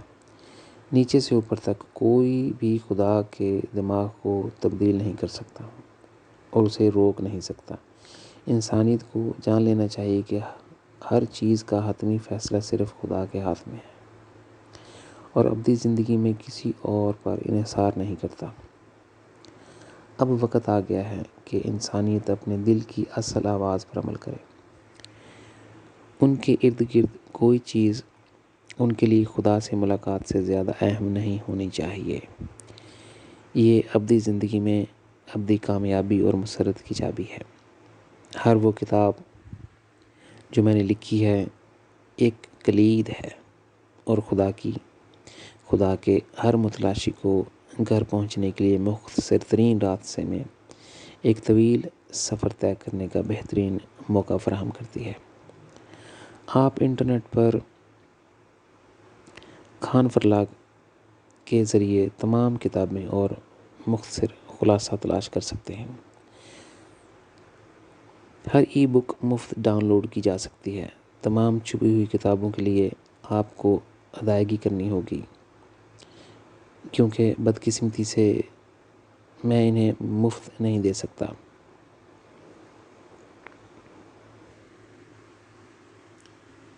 مجھے نبی بنائے جانے کے انتخاب پر خدا کا حیرت انگیز فضل، God's amazing grace at my election as prophet۔ مجھے ایسی بہت سی کہانیاں معلوم ہیں، لیکن یہاں میں خدا کے فضل و کمال کی اپنی کہانی سنانا چاہتا ہوں۔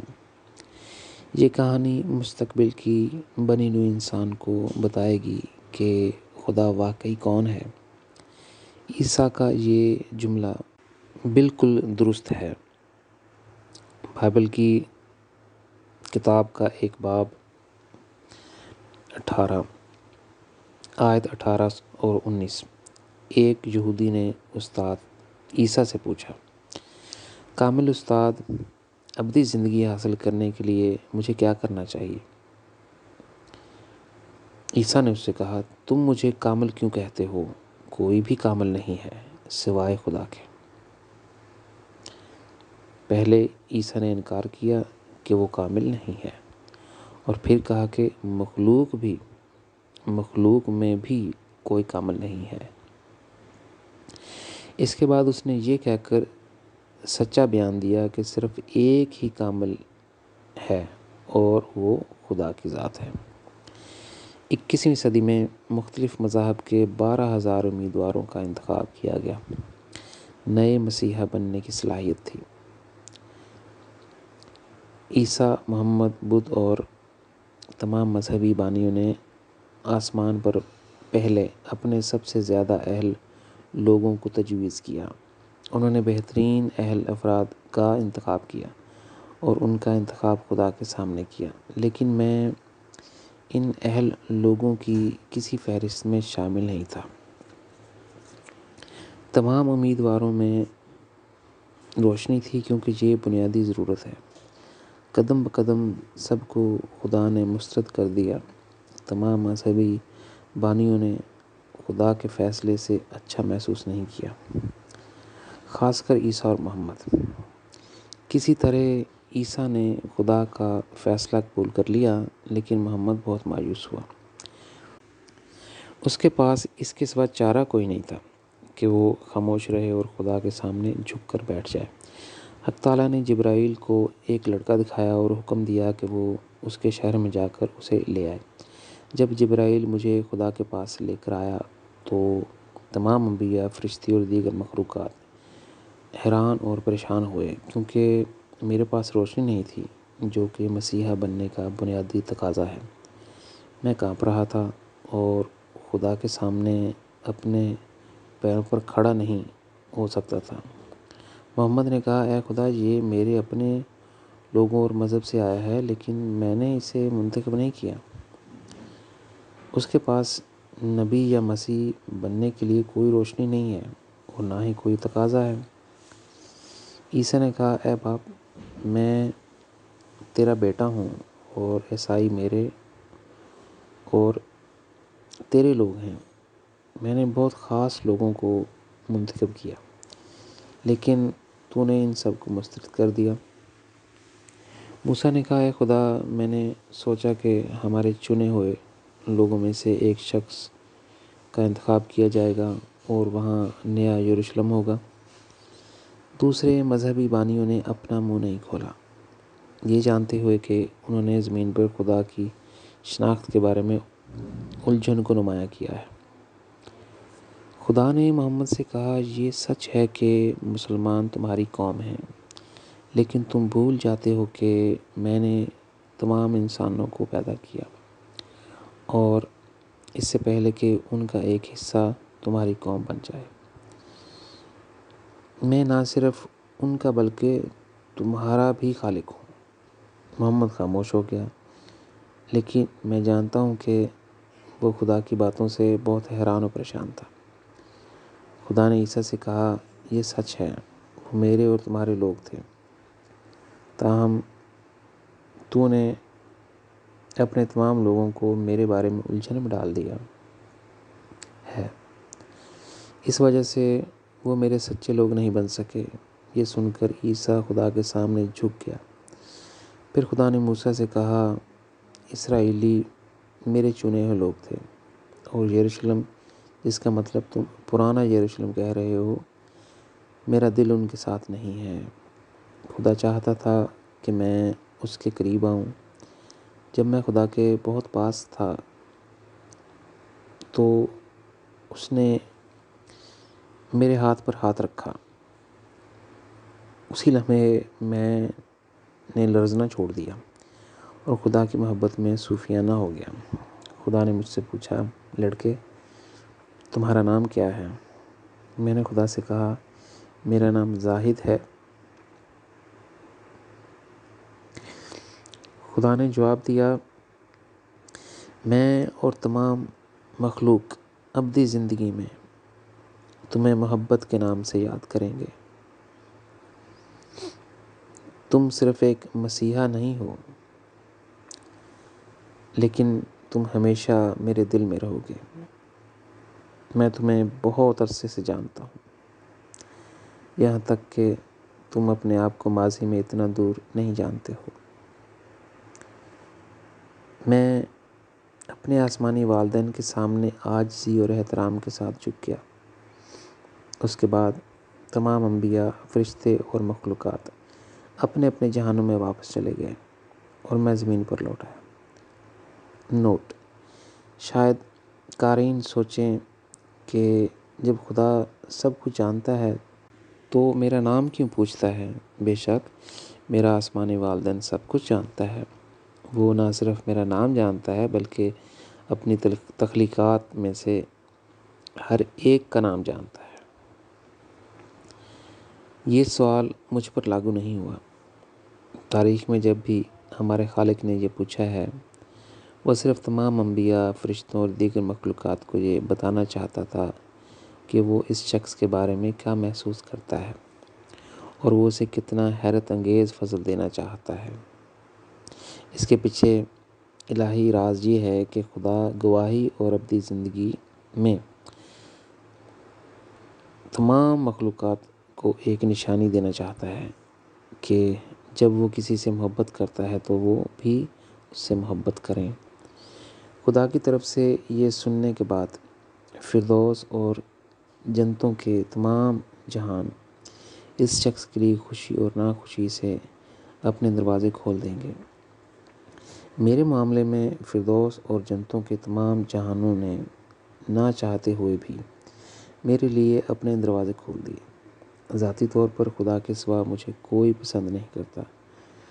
میں نہیں جانتا کیوں۔ جب خدا کی بادشاہ زمین پر قائم ہوگی تو مستقبل جواب دے گا۔ یہ کہانی ہمیں بتاتی ہے کہ خدا جانتا ہے کہ ہوا کہاں سے آتی ہے اور کدھر کو آتی ہے۔ خدا محبت کی جائے پیدائش جانتا ہے اور وہ جانتا ہے کہ دماغ کیا کر سکتا ہے اور کیا نہیں۔ حق تعالیٰ ہر انسان، فرشتہ اور دیگر تمام مخلوقات کا حال جانتا ہے۔ یہ ہماری نادانی کی وجہ سے ہے کہ جب ہم مصیبت میں ہوتے ہیں تو خدا کو پکارتے ہیں۔ جب خدا ہماری دعائیں پوری کرتا ہے تو اچانک ہم بدل جاتے ہیں اور اپنی پرانی دنیا میں واپس چلے جاتے ہیں تاکہ اپنی انا پرست زندگی سے لطف اندوز ہو سکیں۔ خدا کبھی ہماری زندگی کا حصہ اور ہماری محبت کا مرکزی نقطہ نہیں بنا۔ اسی لیے زمین پر خدا کی بادشاہت کو قائم کرنے میں اتنا وقت لگا ہے۔ صرف خدا ہی جانتا ہے کہ اس کی مثالی دنیا کے حقیقت بننے میں کتنا وقت لگے گا۔ میں صاف صاف دیکھ سکتا ہوں کہ تاریخ میں کتنے لوگ خدا کے ساتھ کھڑے تھے۔ دنیا کی آبادی کے زیادہ تر لوگ عیسیٰ کے لیے کھڑے ہیں اور دن رات پکارتے ہیں، عیسیٰ عیسیٰ۔ دنیا کے بیشتر حصوں میں مسلمان محمد کے حق میں کھڑے ہیں اور کہتے ہیں ہم محمد کی امت ہیں۔ دن رات وہ محمد کی میں مست ہیں۔ اس طرح بدھ اور ہندو بھی ہیں۔ ہر گلی میں آپ کو ایک گرو ملتا ہے جو اپنے آپ کو نیا خدا کہتا ہے اور کہتا ہے خدا موجود نہیں ہے بلکہ صرف الوہیت ہے۔ ایسی بکواس میں نے پہلے کبھی نہیں سنی۔ یہ کوئی منطقی معنی نہیں رکھتا۔ جب کوئی یہ کہے کہ سورج موجود نہیں ہے لیکن سورج کی روشنی اور گرمی موجود ہے اور زمین سورج کے بغیر موجود ہے، یہی جہالت اور ذہنی تنگ نظری انسان کے زوال کا سبب ہے۔ کون جانے کب تک بدنصیبی، درد اور مصیبت چلتی رہے گی، جب تک کہ ایک نسل آئے گی اور کہے گی ہم چاہتے ہیں کہ ہمارا خالق ہمارے دلوں میں پہلا مقام لے۔ یقیناً اس نسل کو خدا کی طرف سے برکت ملے گی اور پرانی برائی اور تاریک دنیا کو خدا کی روشنی میں ایک اچھی دنیا میں تبدیل کرنے کا سنگ بنیاد رکھا جائے گا۔ اسی امید کے ساتھ میں ہمیشہ جاگتا ہوں اور خدا کی منشا کے لیے چلتا ہوں۔ میں خدا کے ایسے بیٹوں اور بیٹیوں کو دیکھنے کی آرزو رکھتا ہوں جو کسی بھی سابقہ نبی یا مسیح سے کہیں زیادہ عظیم ہوں گے۔ وہ بھی مجھ سے کہیں بڑے ہوں گے۔ اس امید کے ساتھ میں نے اپنی آخری سانس تک محبت کی خاطر سب کچھ لگانے کا فیصلہ کیا ہے۔ نئی دنیا آئے گی کیونکہ خدا نے اس کا اعلان کیا ہے۔ یہ صرف وقت کا سوال ہے۔ کوئی آئے گا اور خدا کی محبت میں یہ ممکن کر دے گا۔ مبارک ہیں وہ جو اس برگزیدہ شخص کے ساتھ مل کر ممکن کرتے ہیں اور خدا کی انکشافات پر توجہ دیتے ہیں۔ اگرچہ ہر روز ظاہری ماحول میں ہونے والے واقعات امید کو دور کرنے کی کوشش کرتے ہیں، لیکن خدا کے طریقے بہت پر اسرار ہیں۔ میں خدا کو جانتا ہوں، مجھے خدا پر بھروسہ ہے اور میں اس سے محبت کرتا ہوں۔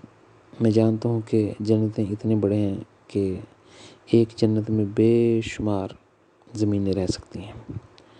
ستاروں کی دنیا میں یہ چھوٹی سی زمین ہے۔ یہ چھوٹی سی زمین کیا ہے؟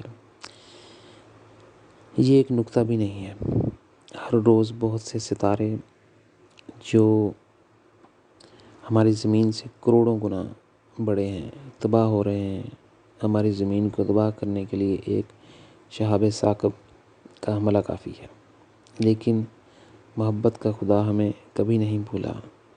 پوری بنی نوع انسان کی تاریخ بتاتی ہے کہ اس نے ہمیں انبیاء کے ذریعے وطن واپس آنے کے عظیم مواقع فراہم کیے ہیں۔ میں اپنی کتابوں کے تمام قارئین سے پوچھتا ہوں، کیا کوئی ہے جو صرف خدا اور اس کی محبت کی خاطر خدا کی دنیا اور اس کے آنے والے بیٹے اور بیٹیوں کی بنیاد بنانے کے لیے غیر مشروط طور پر مدد کر سکتا ہے؟ میں کسی ایسے فرد کو نہیں بھولوں گا جو خدا کی بادشاہت کی تعمیر میں میری مدد کرتا ہے اور بنی نوع انسان ساتھیوں کو مصائب، درد اور بدقسمتی سے آزاد کرتا ہے۔ میری نظر میں وہ ابدی زندگی بھر میرا خاندان رہیں گے۔ میں ہر ایک کا نام لوں گا اور خدا سے دعا کروں گا کہ وہ انہیں ہمیشہ کی زندگی میں برکت دے۔ خوش نصیب ہیں وہ جو آخری سانس تک میرے ساتھ رہیں گے۔ مبارک ہیں وہ جو غیر مشروط مدد کرتے ہیں، کیونکہ وہ خدا سے محبت کرتے ہیں۔ یہاں تک کہ لوسیفر جو گر کر ابلیس بن گیا نے خدا سے کہا، ہر انسان بہت خود غرض ہے اور تجھ سے بہت سی چیزوں کی توقع رکھتا ہے۔ مجھے اپنے بیٹے اور بیٹیاں دکھا جو صرف تجھ سے پیار کرتے ہیں اور کچھ نہیں، جو تیرے لیے جینا اور مرنا چاہتے ہیں اور جو صرف اس چیز سے کے متعلق پوچھتے ہیں جو تجھے خوش کرتی ہے۔ جب ایسے بیٹے اور بیٹیاں زمین پر نمودار ہوں گے تو میں مانوں گا کہ تو نے انسانی تخلیق کو بنا کر غلطی نہیں کی، اور آج میں یقین کروں گا کہ بنی نوع انسان کو فرشتوں سے زیادہ اعلیٰ مقصد کے لیے پیدا کیا گیا تھا، اور آج کے دن میں زمین پر پیچیدگیاں پیدا کرنے کے لیے اپنی بری حرکتیں ترک کر دوں گا تاکہ تو اپنے بیٹوں اور بیٹیوں کے ساتھ آباد ہو سکے جو محبت کا مجسم ہوں گے۔ لیکن میں نے انہیں ابھی تک نہیں دیکھا۔ میں نے لاکھوں سالوں سے روحانی دنیا میں انسانی ارواح کی خدمت کی ہے۔ میں نے صرف یہ دیکھا ہے کہ وہ اپنے خالق کو پیٹھ دکھاتے ہیں، وہ بہت ناشکرے ہیں اور تیرا نام سن کر ہی اپنی ناپسندیدگی اور نفرت انگیز احساس ظاہر کرتے ہیں۔ اگر فرشتہ جبرائیل اور فرشتہ دنیا نے مذاہب کی تخلیق نہ کی ہوتی تو زیادہ تر انسان تجھ سے کوئی لینا اور دینا نہیں چاہتے۔ یہ بات سچی اور ایک تلخ حقیقت ہے، اور پوری انسانی تاریخ میں یہ بات سچ ثابت ہوئی ہے۔ اب ہم ایک نئے باب میں آ گئے ہیں، روحانی دنیا میں ابلیس اور انسانی ارواح کا زوال، The fall of Lucifer and human spirits in spiritual world۔ ہمیں یہ کڑوا سچ سیکھنا چاہیے کہ کچھ فرشتوں کے ساتھ ساتھ جن اور انسانی تخلیق اور اکثر مخلوقات کا زوال خدا کی ظاہری تخلیقات کو تخلیق کرنے سے پہلے واقع ہوا۔ تاہم میں اس موضوع پر کچھ روشنی ڈالنے کے لیے اپنی زیادہ توجہ انسانی تخلیق پر دینا چاہوں گا۔ میں اس موضوع کو اندھیروں سے روشنی ملانا چاہتا ہوں۔ انسانی ارواح روحانی دنیا کے مختلف جہانوں میں گروہ در گروہ اپنی خواہشات کے مطابق زندگی گزار رہی تھیں۔ زمین پر بھی وہی حال تھا، وہ بہت خود غرض زندگی گزار رہے تھے۔ مرد عورتوں کے لیے جیتے تھے اور عورتیں مردوں کے لیے۔ ان کی زندگی خدا کی محبت کے بغیر ان کی انا پرست خود غرضی کے غلط استعمال پر مرکوز تھی۔ وہاں پہلے سے ہی زیادہ تر انسانوں نے خدا کو چھوڑ دیا اور اپنے خالق سے کوئی لین دین نہیں چاہتے تھے۔ اکثر فرشتے ہمارے آسمانی والدین کا پیغام انسانی تخلیق میں لائے، جو لفظی معنوں میں ارواح ایک کان سے سنتے اور دوسرے کان سے نکال دیتے۔ سب سے پہلے لوسیفر نے انسانی مخلوق کو تخلیق کرنے کے لیے خدا سے اتفاق نہیں کیا۔ اس نے خدا سے کہا کہ یہ مخلوق بہت ناشکری ہوگی۔ آخر کار اس نے خدا سے اتفاق کیا کیونکہ اس نے انسانوں کو تخلیق کرنے پر اصرار کیا۔ ہمیں نہیں بھولنا چاہیے انسانی تخلیق کے وجود سے پہلے ابلیس، اس کے خاندان، بیٹے اور بیٹیاں خدا سے بہت پیار کرتے تھے۔ خدا ابلیس کی محبت سے اتنا متاثر ہوا کہ اس نے اسے مارننگ سٹار یعنی صبح کا ستارے کا خطاب دیا۔ ابلیس ایک عظیم شاعری کا مصنف بھی ہے جو خدا کے لیے اس کی محبت کا اظہار کرتی ہے۔ اس کی بہت سی نظمیں آج بھی فردوس اور جنتوں میں بہت مشہور ہیں۔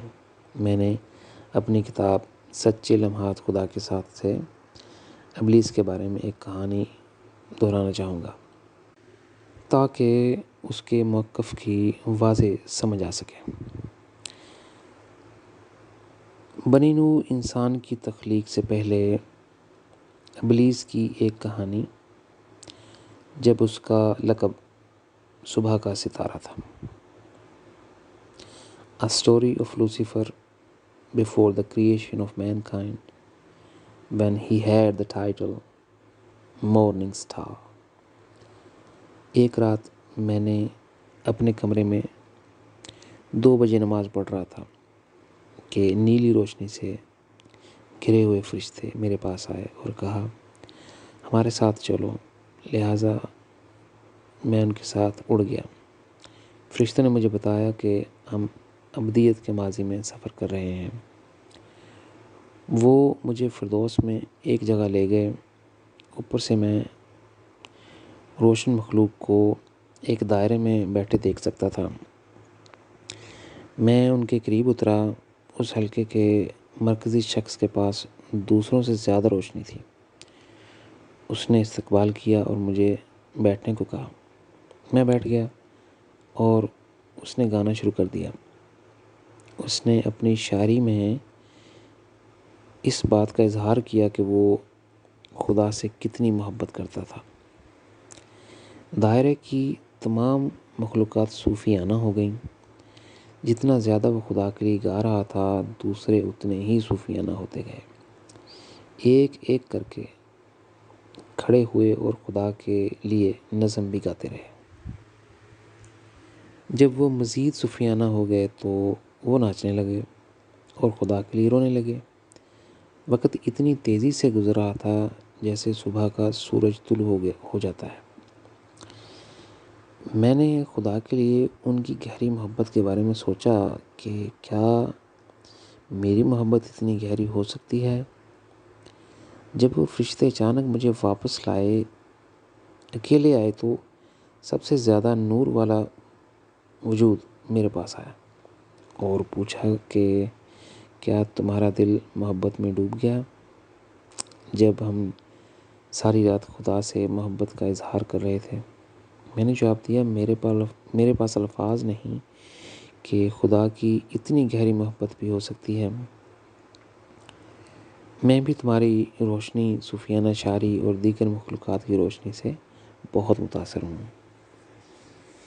میں نہیں جانتا کہ تم اور وہ دوسری مخلوق کون ہیں جنہوں نے تمہارے ساتھ مل کر نغمہ سرا ہو کر خدا سے اپنی محبت کا اظہار کیا ہے، اور یا تو میں نہیں جانتا کہ ہم فردوس کے کس حصے میں ہیں۔ اس نے پوچھا، کیا تم واقعی جاننا چاہتے ہو؟ میں نے جواب دیا، ہاں، کیونکہ تمہاری محبت نے مجھے بہت متاثر کیا ہے۔ اس نے کہا، سنو، اب ہم اس دور میں ہیں جب انسانی تخلیق اور انسانی ارواح نہیں بنائے گئے تھے۔ میں ابلیس ہوں اور اس دائرے میں موجود مخلوقات میرے حقیقی بیٹے اور بیٹیاں ہیں۔ یہ وہ وقت ہے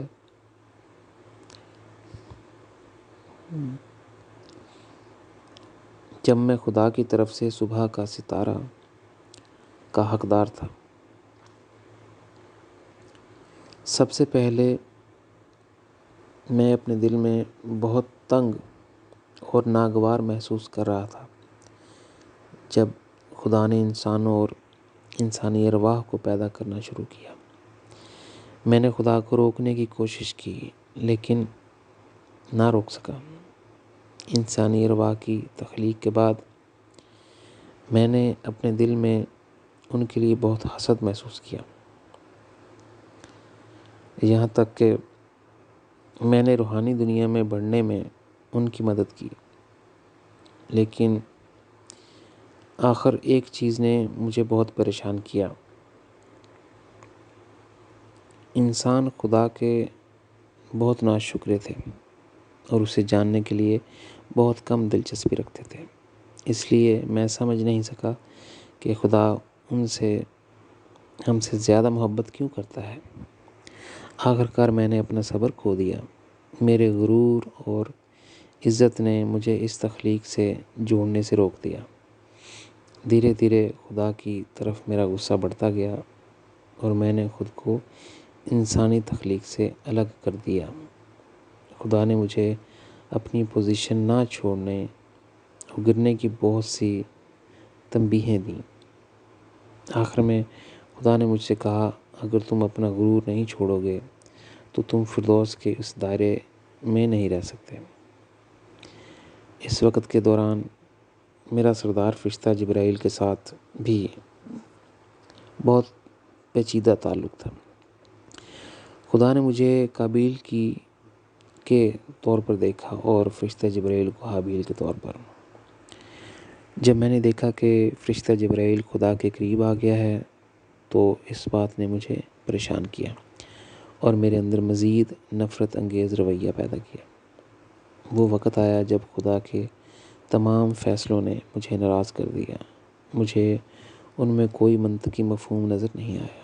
یہی فرشتہ جبرائیل اور اس کے فرشتوں اور میرے فرشتوں کے درمیان فردوس کی سفید روشنی کے دائرے میں جنگ کا باعث بنا۔ سردار فرشتہ جبرائیل جیت گیا اور اس نے ہمیں فردوس کے جہانوں کو چھوڑ کر نچلی تاریک جگہوں پر جانے پر مجبور کیا۔ میں اکیلا نہیں گرا، میرے ساتھ بے شمار فرشتے گرے۔ آہستہ آہستہ ہم نے اپنی روشنی کھو دی کیونکہ ہمیں خدا کی شکل میں روشنی کی چنگاریاں نہیں مل رہی تھیں۔ اب تم میرے بارے میں تھوڑا سا جان گئے ہو۔ مجھے یہ سب باتیں سن کر پشیمانی ہوئی۔ فرشتوں نے مجھ سے کہا، چلو اٹھ چلیں۔ جب میں ان کے ساتھ پرواز کر رہا تھا تو مجھے بہت بھاری محسوس ہوا۔ ہماری پرواز کے دوران وہ مجھ سے بات کر رہے تھے، اب ہم ابلیس کے بارے میں کچھ زیادہ جانتے ہیں۔ آج بھی ابلیس خدا کے سامنے انسانوں پر الزام لگاتا ہے کیونکہ ان کی خدا سے محبت میں مختلف محرکات ہوتے ہیں۔ ان کی محبت میں ہمیشہ کوئی نہ کوئی مطلب اور توقع رہتی ہے۔ ابلیس نے جنتوں سے کہا کہ وہ اور بات کھائے جو خدا سے محبت کرتی ہیں کیونکہ وہ ان کا محبوب ہے اور اس کے سوا اس کی کوئی خواہش نہیں۔ فرشتوں نے مجھے بہت افسوس سے دیکھا اور کہا، ہم اسے صرف چند ایسی انسانی ارواح دکھا سکتے ہیں، تاہم خدا اور ابلیس کے درمیان لامتناہی مزید پوشیدہ کہانیاں ہیں جنہیں کچھ خاص مخلوقات کے علاوہ کوئی نہیں جانتا۔ میں نے ان فرشتوں سے پوچھا، ان کے بیٹوں اور بیٹیوں کا کیا ہوگا جنہیں میں نے روشنی میں دیکھا اور جن کی خدا سے بہت محبت تھی؟ انہوں نے جواب دیا، ان میں سے اکثر ابلیس کے ساتھ گرے، صرف کچھ نہیں گرے۔ وہ بہت اونچی بالا جنتوں میں خدا کے ساتھ رہ رہے ہیں۔ اس کے بعد یہ فرشتے مجھے واپس لے آئے۔ ہمیں معلوم ہونا چاہیے کہ لوسیفر کا باپ ایک فرشتہ ہے اور اس کی ماں جن تخلیق سے آئی ہے۔ وہ ایک ایسی ہستی ہے جسے دونوں طرف سے حکمت وراثت میں ملی ہے۔ لوسیفر کے بہت سے بھائی اور بہنیں ہیں، لیکن ابھی میں صرف اس کے بارے میں بات کرتا ہوں۔ خدا کی وجہ سے لوسیفر نے لاکھوں سالوں سے انسانی ارواح کو خدا کے پاس واپس آنے میں مدد کرنے کی مسلسل کوشش کی ہے۔ انہوں نے اسے رد کر دیا تو وہ مایوس، نا امیدی، غصہ اور صبر کھو بیٹھا۔ بہت سے فرشتے تھے جن کی ترقی ابلیس کی طرح تھی۔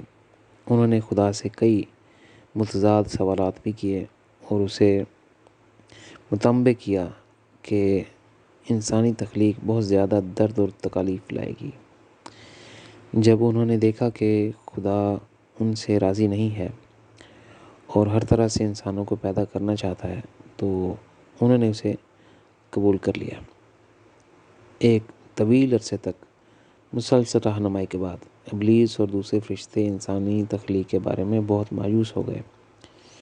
وہ اس نتیجے پر پہنچے کہ انسانوں کو خدا کے پاس واپس لانے کا کوئی طریقہ نہیں ہے۔ لوسیفر ایک سردار فرشتہ تھا اور یقیناً اس کا بہت اثر تھا۔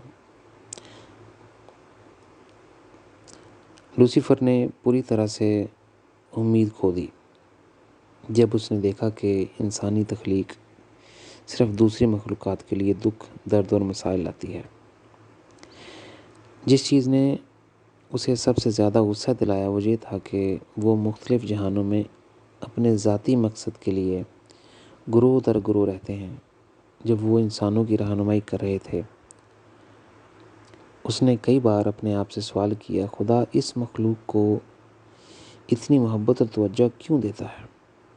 میں اپنی زندگی کی کہانی سنانا چاہتا ہوں جو متوازی چلتی ہے۔ ایسا وقت میری زندگی میں بھی آیا جب خدا نے مجھے انسانوں کو گھر واپس لانے کا مشن دیا تھا۔ میری اپنی قوم، میرے ارد گرد کے لوگ میرے دشمن بن گئے۔ محمد کی اندھی محبت میں وہ مجھے مارنے کے لیے تیار ہو گیا۔ کسی طرح خدا نے میری جان بچائی۔ خدا نے مجھے جرمنی بھیجا کیونکہ جرمنی اس کے چنے ہوئے لوگ ہیں۔ وہاں خدا کا نور بس جائے گا اور یورپ اور پوری دنیا میں جائے گا۔ میری مشن کی زندگی کے 40 سال گزر گئے۔ میں نے گروہ در گروہ لوگوں کی رہنمائی کی ہے اور انہیں سمجھا دیا ہے کہ خدا نے مجھے بھیجا ہے۔ میں نے اپنے بارے میں بڑی جہالت اور منفی رویہ دیکھا ہے۔ اس قوم نے میرے ساتھ جس طرح کا سلوک کیا ہے اس نے مجھے ایک ٹوٹے دل کا شخص بنا دیا ہے۔ یہ کہانی پہلے ہی بہت طویل ہے۔ رات کے وقت اندھیرے جنگل میں بیٹھ کر میرے دل میں کئی سوالات اٹھ رہے ہیں کہ کیا خدا نے ایسی قوم کو منتخب کرنے میں غلطی کی؟ خدا جرمنوں پر اتنی توجہ کیوں دیتا ہے اور ان کے ساتھ رہنا چاہتا ہے جبکہ ان کا دل اس سے بہت دور ہے؟ اگر خدا نے مجھے موقع دیا تو میں اس قوم کے لیے اپنی سوانح عمری لکھنا پسند کروں گا۔ خدا کی مدد کے لیے میری پکار۔ My call for God's help۔ کئی سالوں سے میں نے لوگوں کے گروہ در گروہ خدا کی منشا کے لیے تیاری اور رہنمائی کی ہے۔ میں نے کئی سالوں میں جو بنایا ہے وہ اس دن بیکار ہو گیا جب انہوں نے مجھے چھوڑ دیا۔ بلا شبہ میرا دماغ اکثر عیسیٰ کی طرف جاتا تھا جب اس نے خدا سے مدد بھیجنے کو کہا، لیکن میں نے اپنے مشن کی زندگی میں اپنا یہ تصور رکھا ہے کہ جب صحیح وقت آئے گا تو خدا مجھے مدد بھیجے گا۔ بہت دنوں کے بعد میں نے ایک رات روتے ہوئے خدا سے پوچھا، میری زندگی ختم ہونے والی ہے اور میں بوڑھا ہو گیا ہوں۔ مجھے تیری رہنمائی کی ضرورت ہے کیونکہ ایسا نہیں لگتا کہ یہ قوم تجھ سے کچھ لینا چاہتی ہے۔ اسی رات میری دعا قبول ہو گئی۔ میں خدا کے پاس گیا اور وہ مجھ سے بہت مہربان تھا۔ آسمانی والدین نے مجھ سے پوچھا، کیا تم مجھ سے میری منشا کے لیے رہنمائی کے لیے پوچھتے ہو؟ میں نے جواب دیا، ہاں، میں تم سے تیری منشا کے لیے رہنمائی چاہتا ہوں۔ خدا نے کہا، میری محبت کی خاطر تم اس قوم کی مسلسل رہنمائی کرتے رہو۔ پھر خدا نے دوبارہ پوچھا، کیا تم واقعی مجھ سے محبت کرتے ہو؟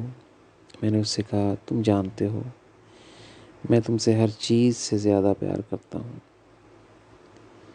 خدا نے کہا، پھر تم اس قوم اور پوری بنی نوع انسان کو میری آنکھوں سے دیکھو اور ان کی خدمت کرو۔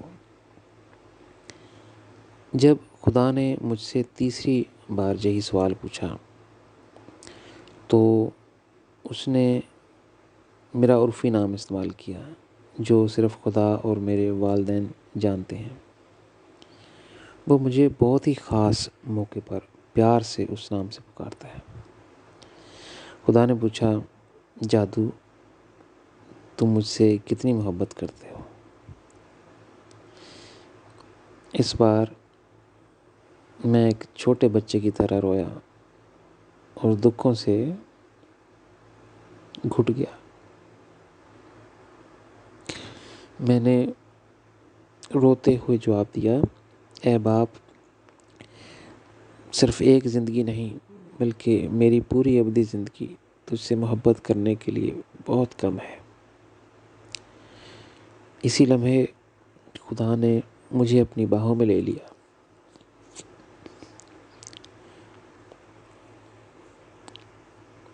اور دونوں آنکھوں اور میرے سر پہ بوسہ دیا۔ اس نے پوچھا، تمہیں یاد ہے جب تم چھوٹے تھے تو میں نے تم سے کہا تھا کہ میں اور جنتیں تمہیں محبت کے نام سے یاد کریں گے؟ اس رات جب میں واپس آیا تو واقعی میں نے محسوس کیا کہ میں خدا کی محبت میں بوڑھا ہو گیا ہوں۔ اس لمحے سے میں نے اپنا رویہ بدلا اور کبھی خدا سے ایسی بات نہیں مانگی۔ جب میں نے اپنے باپ سے کہا کہ میری ساری ابدی زندگی اس کے لیے ہے، میں نے وعدہ کیا تھا کہ میں ہر چیز کو خدا کی نگاہوں سے اور دل سے دیکھوں گا۔ میں نے اپنے آپ سے کہا، خدا نے تم سے یہ نہیں کہا کہ تمہیں اس قوم اور دنیا کو بدلنا ہوگا۔ میں اسے پورے دل و جان سے آزما سکتا ہوں۔ میں جنتوں میں داخل ہونے اور روشنی حاصل کرنے کے لیے خدا سے محبت نہیں کرتا۔ میں خدا سے کسی چیز کی امید نہیں رکھتا، صرف اس سے محبت کرتا ہوں۔ تب مجھے خدا کی پیروی کرنی چاہیے اور ایک ایسے شخص کے طور پر اپنا سفر مکمل کرنا چاہیے جس کا دل اور روح خدا کی محبت سے سرشار ہے۔ میں جانتا ہوں کہ لوسیفر کی زندگی میں ایسے صوفیانہ لمحات آئے جب وہ خدا کے پاس گیا۔ اس کے دل کو کھولنے کے لیے یہ میرا نتیجہ ہے۔ بجائے اس کے کہ وہ انسانی تحقیق کو خدا کی آنکھوں سے دیکھے، اس نے اپنے دل میں ان کے خلاف اپنا غصہ بڑھا دیا۔ وہ سمجھ نہیں سکتا تھا کہ خدا نے انہیں کیوں بنایا ہے۔ یہ اس کے زوال کا سبب بنی، یہاں تک کہ خدا کسی بھی نبی یا مسیح سے شروع میں اس قدر محبت کرتا ہے کہ وہ دائیں یا بائیں طرف بیٹھ سکتا ہے، یا خدا اس کا ہاتھ پکڑ کر کوہ مکاں تک اس کے ساتھ ساتھ پرواز کرتا ہے۔ لیکن جب اس شخص کی محبت نہ بڑھے اور وہ چیزوں کو خدا کی نظر سے نہ دیکھ سکے تو اس کا زوال کسی وقت بھی ہو سکتا ہے۔ یہ واقعہ ماضی میں بھی ہوا ہے، حال میں بھی ہوتا ہے اور مستقبل میں کسی کے ساتھ بھی ہو سکتا ہے۔ اس سے کوئی فرق نہیں پڑتا کہ کوئی شخص کتنا عظیم یا باخدا ہے۔ لہٰذا خدا چاہتا ہے کہ ہمارا پہلا باپ دادا آدم اپنی محبت میں سب سے پہلے بڑھا اور چیزوں کو اپنے نقطہ نظر سے دیکھا۔ خدا کیا جانتا ہے، ہم نہیں جانتے۔ ہمیں خدا کی محبت کا مجسم ہونا چاہیے اور اس کے وفادار اور فرمانبردار ہونا چاہیے۔ اگر ہماری ترقی کے دور میں کوئی چھوٹی سی غلطی ہو جائے اور ہم معافی مانگیں تو یقیناً ہمارا آسمانی باپ ہمیں معاف کرنے کے لیے ہمیشہ تیار ہے۔